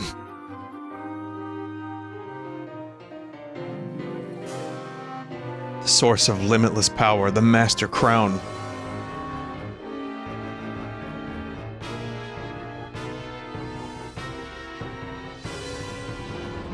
Obtaining this crown has been my ultimate goal all along! What? What's with all the weird looks? Fine, let me explain everything. I fought Landia by myself and lost, so I fled to planet Popstar. That's when the thought struck me. I could have you defeat Landia for me. A stroke of genius, I know. You even helped me repair the Star Cutter. I really did appreciate that, by the way. Anyway, mwahaha, my time has come for your planet. The time has come for your planet. No, the time has come for the entire universe to bow down to me. And for being such a big help in all of this, your planet gets to go first. Prepare to bow, Popstar. Welcome your new overlord. Mwahaha.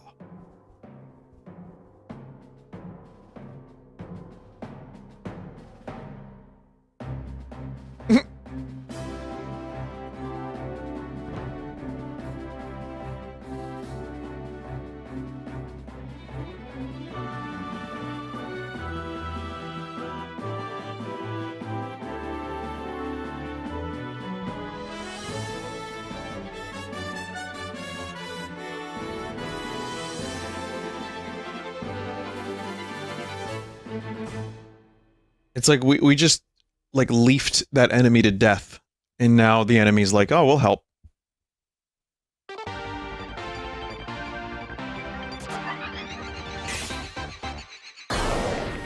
Chat, can I stop this here? Like, does this go straight into the final boss or something? I forget.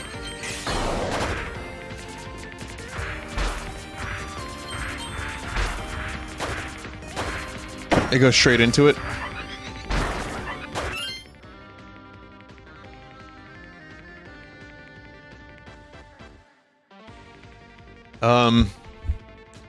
Only 20-minute, huh?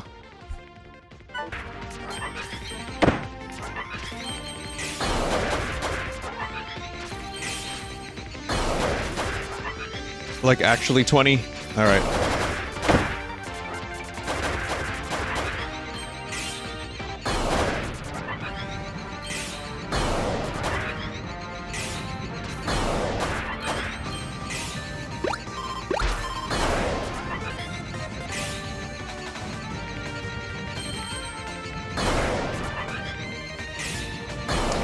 Well, I mean, I'm still planning on checking out the other game mode on a separate occasion.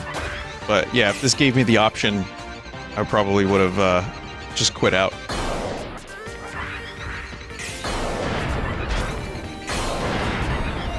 But I'm not checking out the game mode tonight. That'll be another stream. Magolor's Money Shot? That's the name of the game mode? Oh.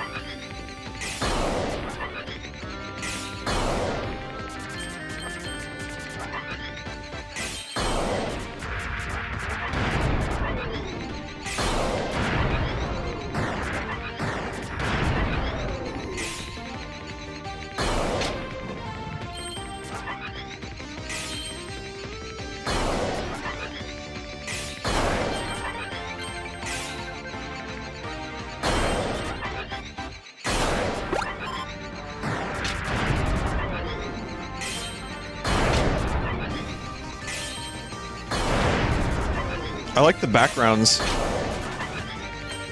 I also like that sometimes there's like space Doritos.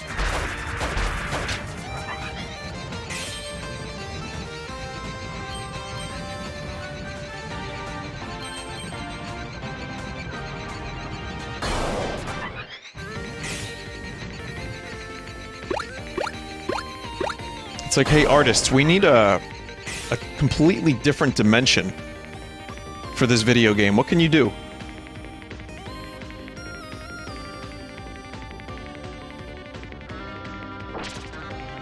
Space Doritos?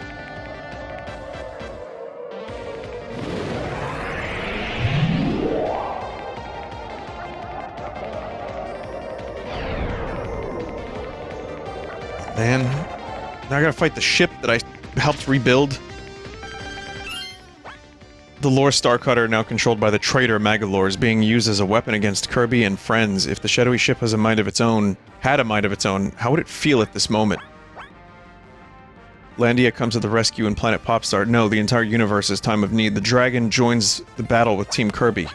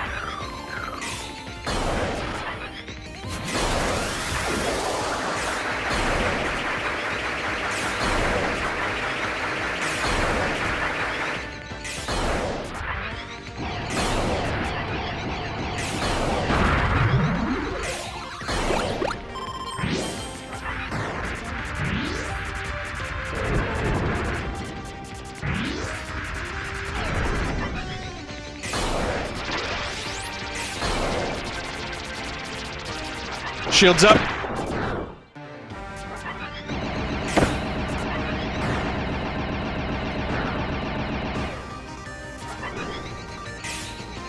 Was Worf in there trying to do like ramming speed?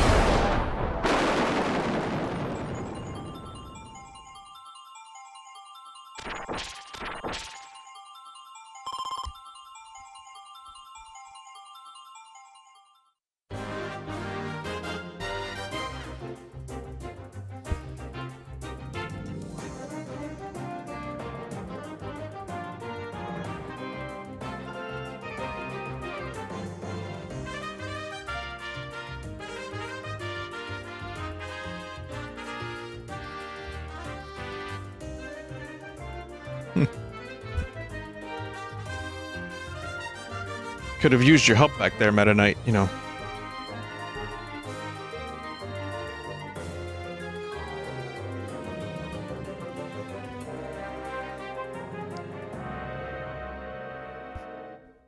Rip.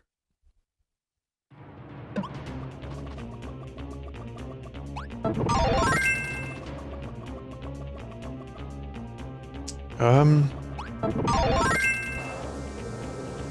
try it. I like this one a lot, Mecha.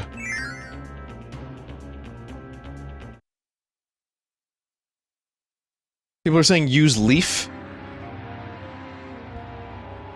A little too late.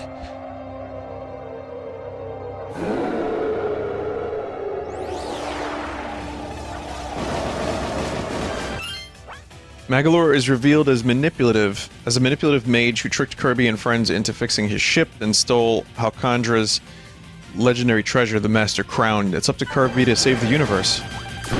Scurvy. Scurby.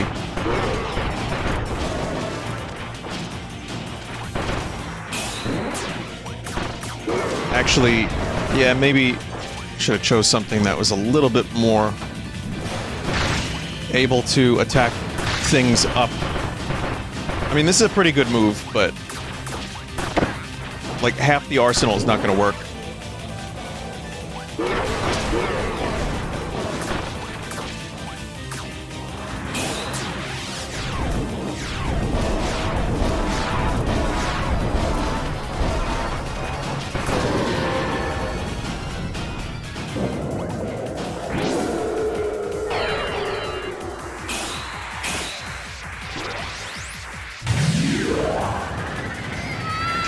Oh no.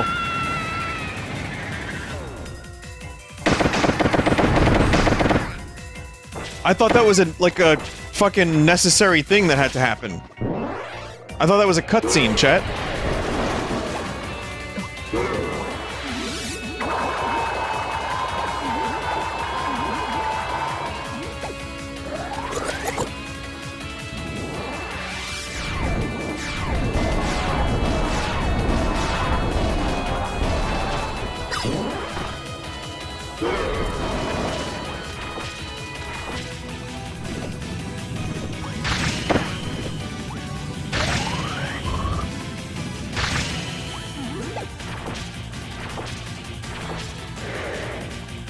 Shit.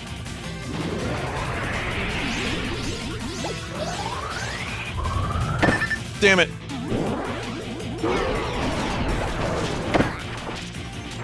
Well, I can try again with sand.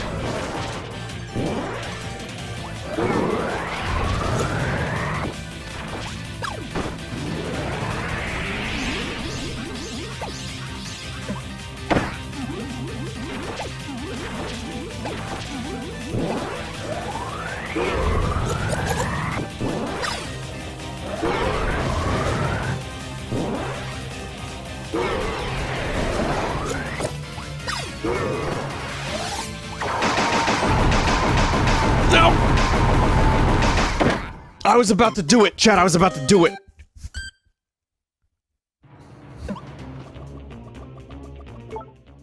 Oh, I forgot. You have items too. Yeah, that's like extra cheesy. That's dangerously cheesy.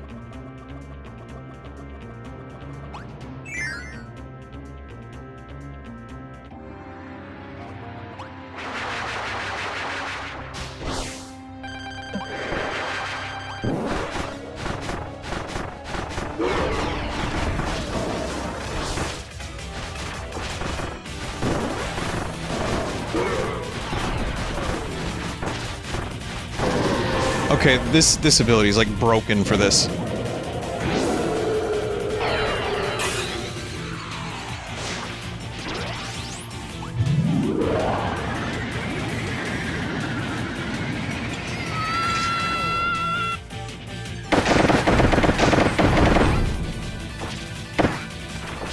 Oh.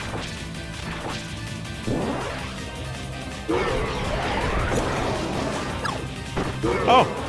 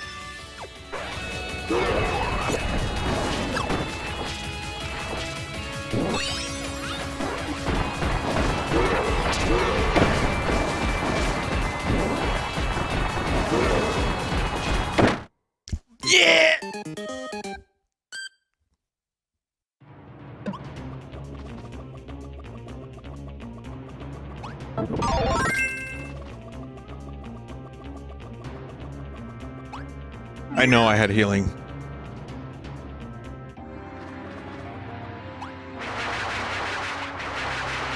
I just want to... Listen, I want to beat my baby game legitimately.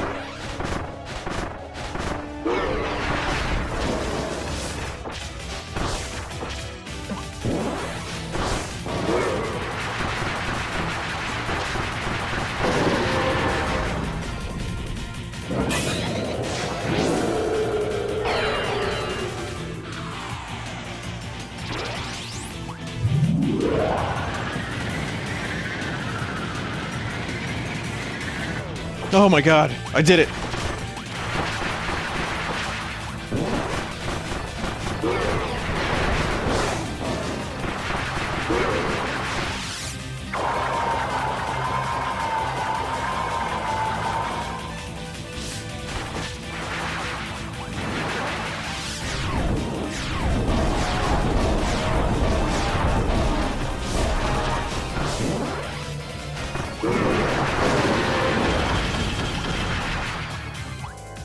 Oh man.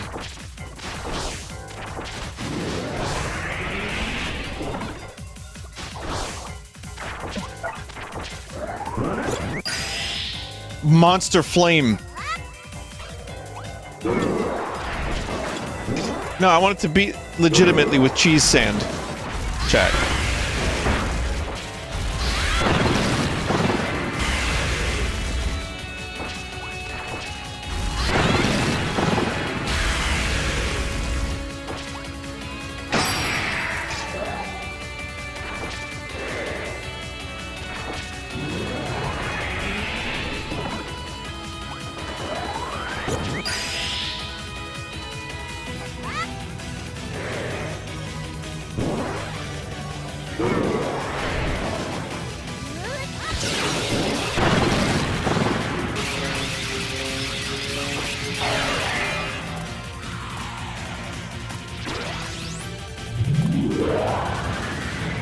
Nope, fuck that.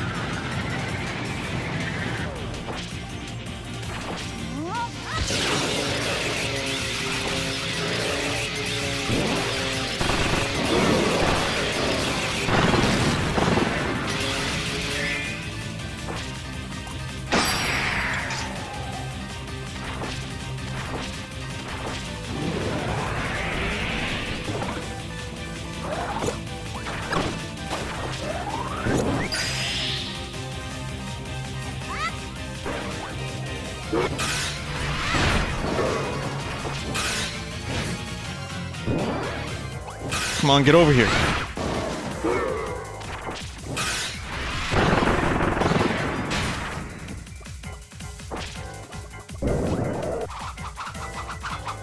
No damage.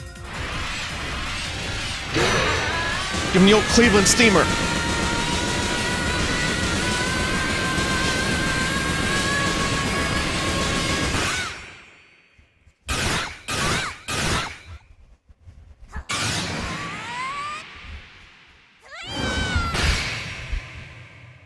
Just by sheer, like, force of will alone, Kirby is able to make that sword grow, like, 4 times its original size.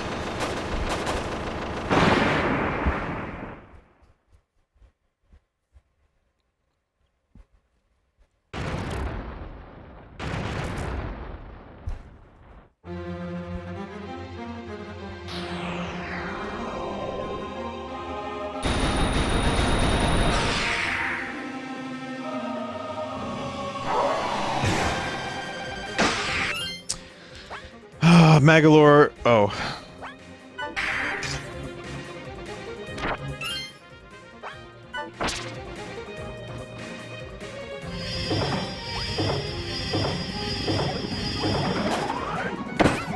Oh, I took damage.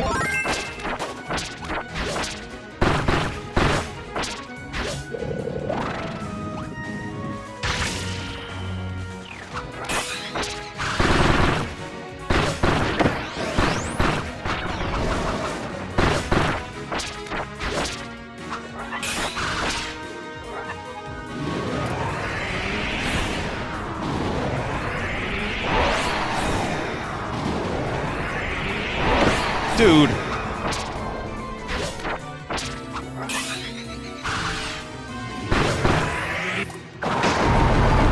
I was blocking. I was holding block.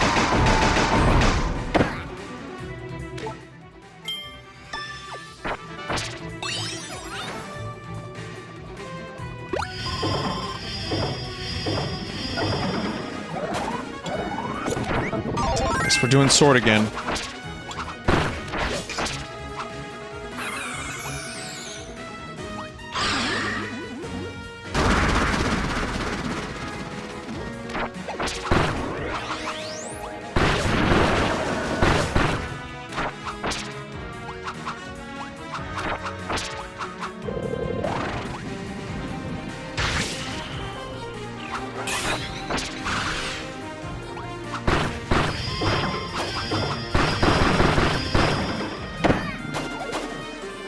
Shit.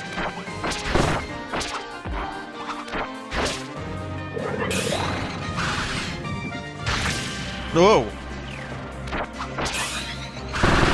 Chat, how did I turn this thing on? This oh, you gotta just press... In order to let go, you gotta press select. I was pressing the wrong button the whole time. Chat, why do I have sparkles under Kirby? Was that the whole game? Or did I, like, enable some kind of option? It's just this stage? Oh.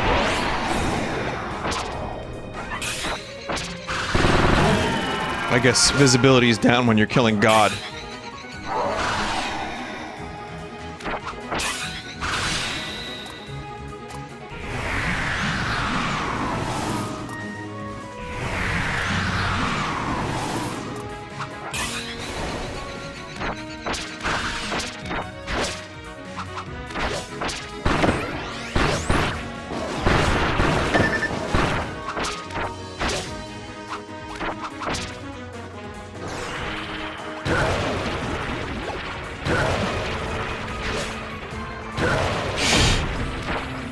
I really don't want to have to do this, but I also am gonna do this.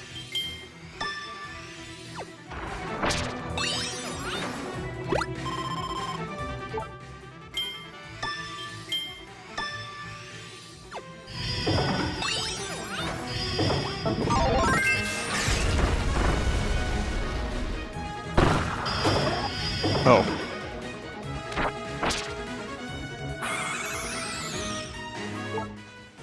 Okay.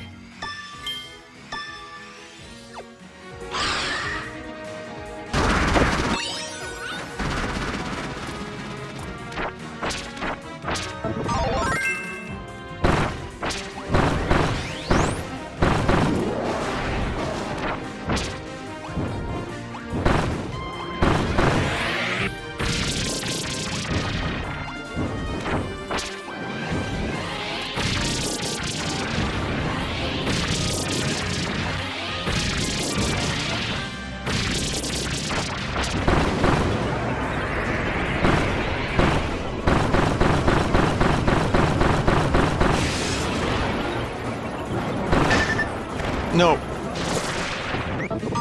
What? Whoa.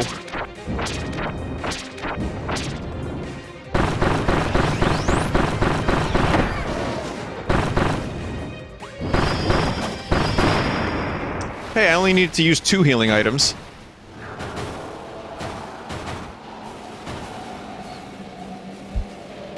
That was either a no damage run or a 2 healing item run, depending on your viewpoint.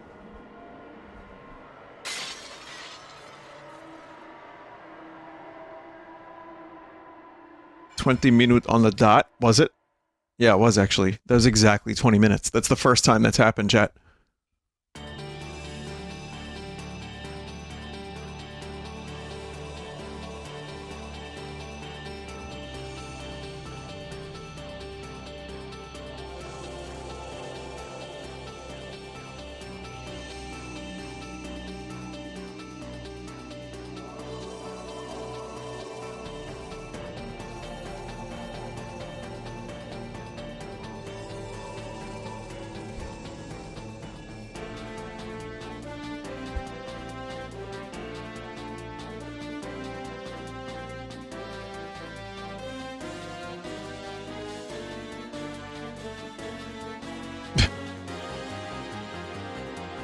The ship was good all along.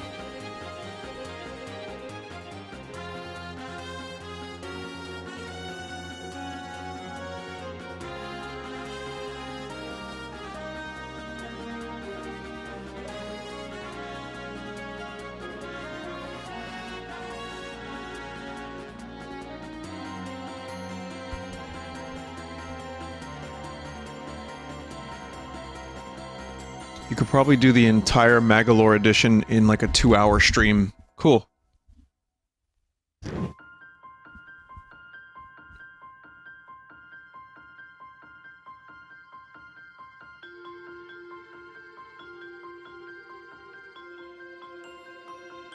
Gonna do the extra mode. I will, next time. I might do some challenges, too.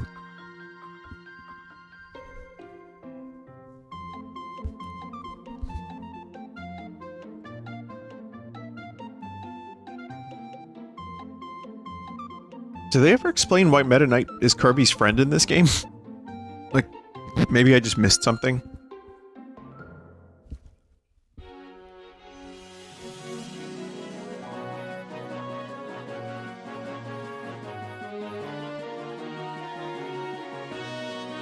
They've always been friends, they're just rivals. Is basically what I'm getting from chat here. Which, yeah, I guess that makes sense, and that's something I knew, but...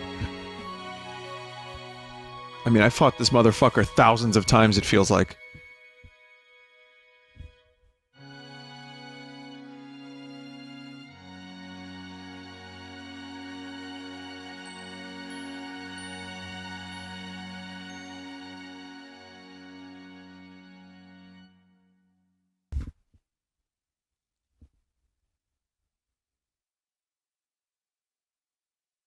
Great! Alright, here's the review. It was Kirby.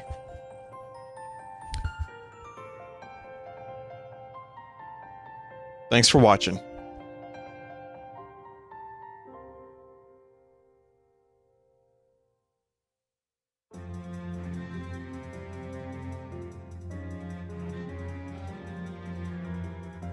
Okay, here's the real review. I don't remember very much of Return to Dreamland other than I liked it. And yeah, it's a good Kirby game. I think they did a good job with the new visuals, adding a couple extras. It was Kirby. So, yeah, I enjoyed my time with it. And I'll be playing the extra mode. I'll let you know if I like that. But the main game is good.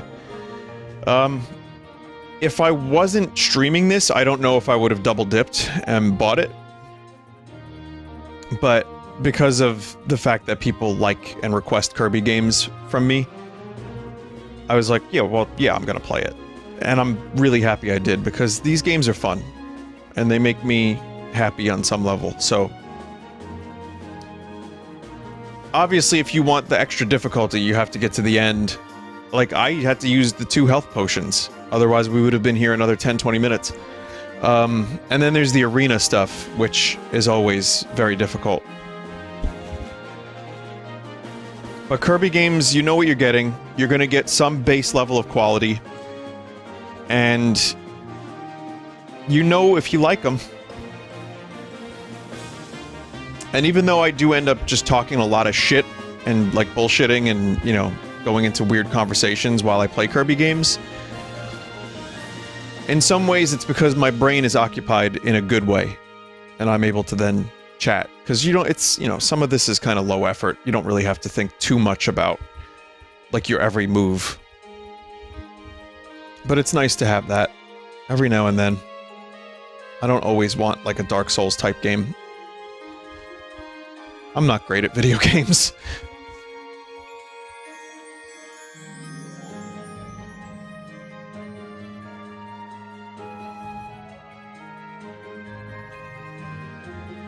I like both.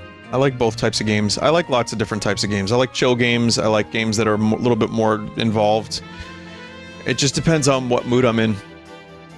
And Kirby scratches a very specific itch. And he's cute. What can you say? Kirby's cute. Everyone loves Kirby. I question those that don't love Kirby.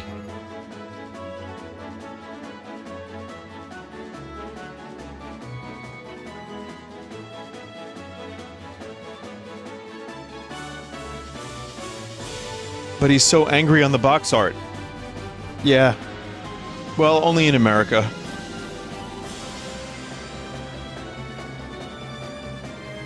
Not anymore? Well, that's nice.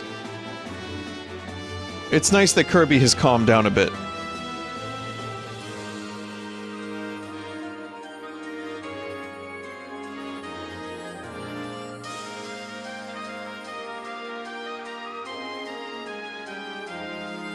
Anger is a poison. It's true. The problem with it is it only poisons you. That's not true. That can poison everyone, but, you know. Joy is a poison too, says a chat member. Interesting viewpoint. I'll have to think about that a little bit. Maybe it is. I'll have to think about that a bit.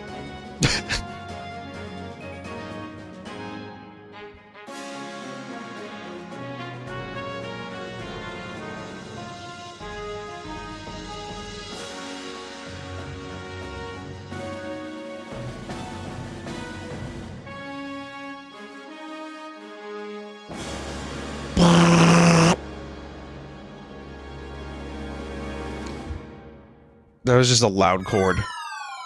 Fine. Alright, so... Goodbye, Kirby, DDD, Bandana D, and Meta Knight. It was fun for a while there. But there's more!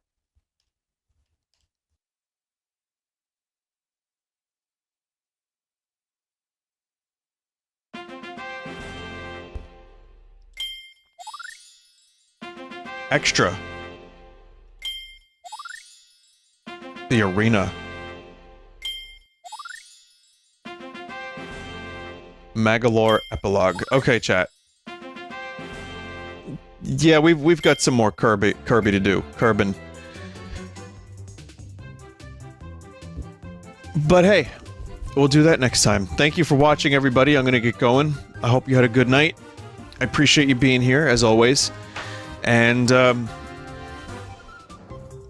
yeah, the, whatchamacallit game was good. Sorry, we're open.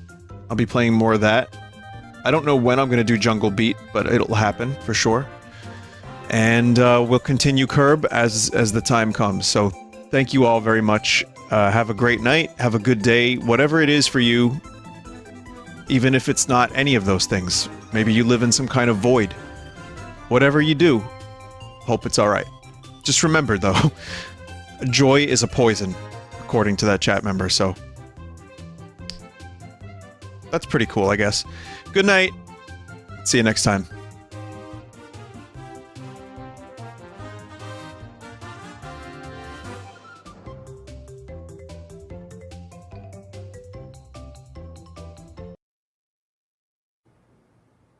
This is I eat.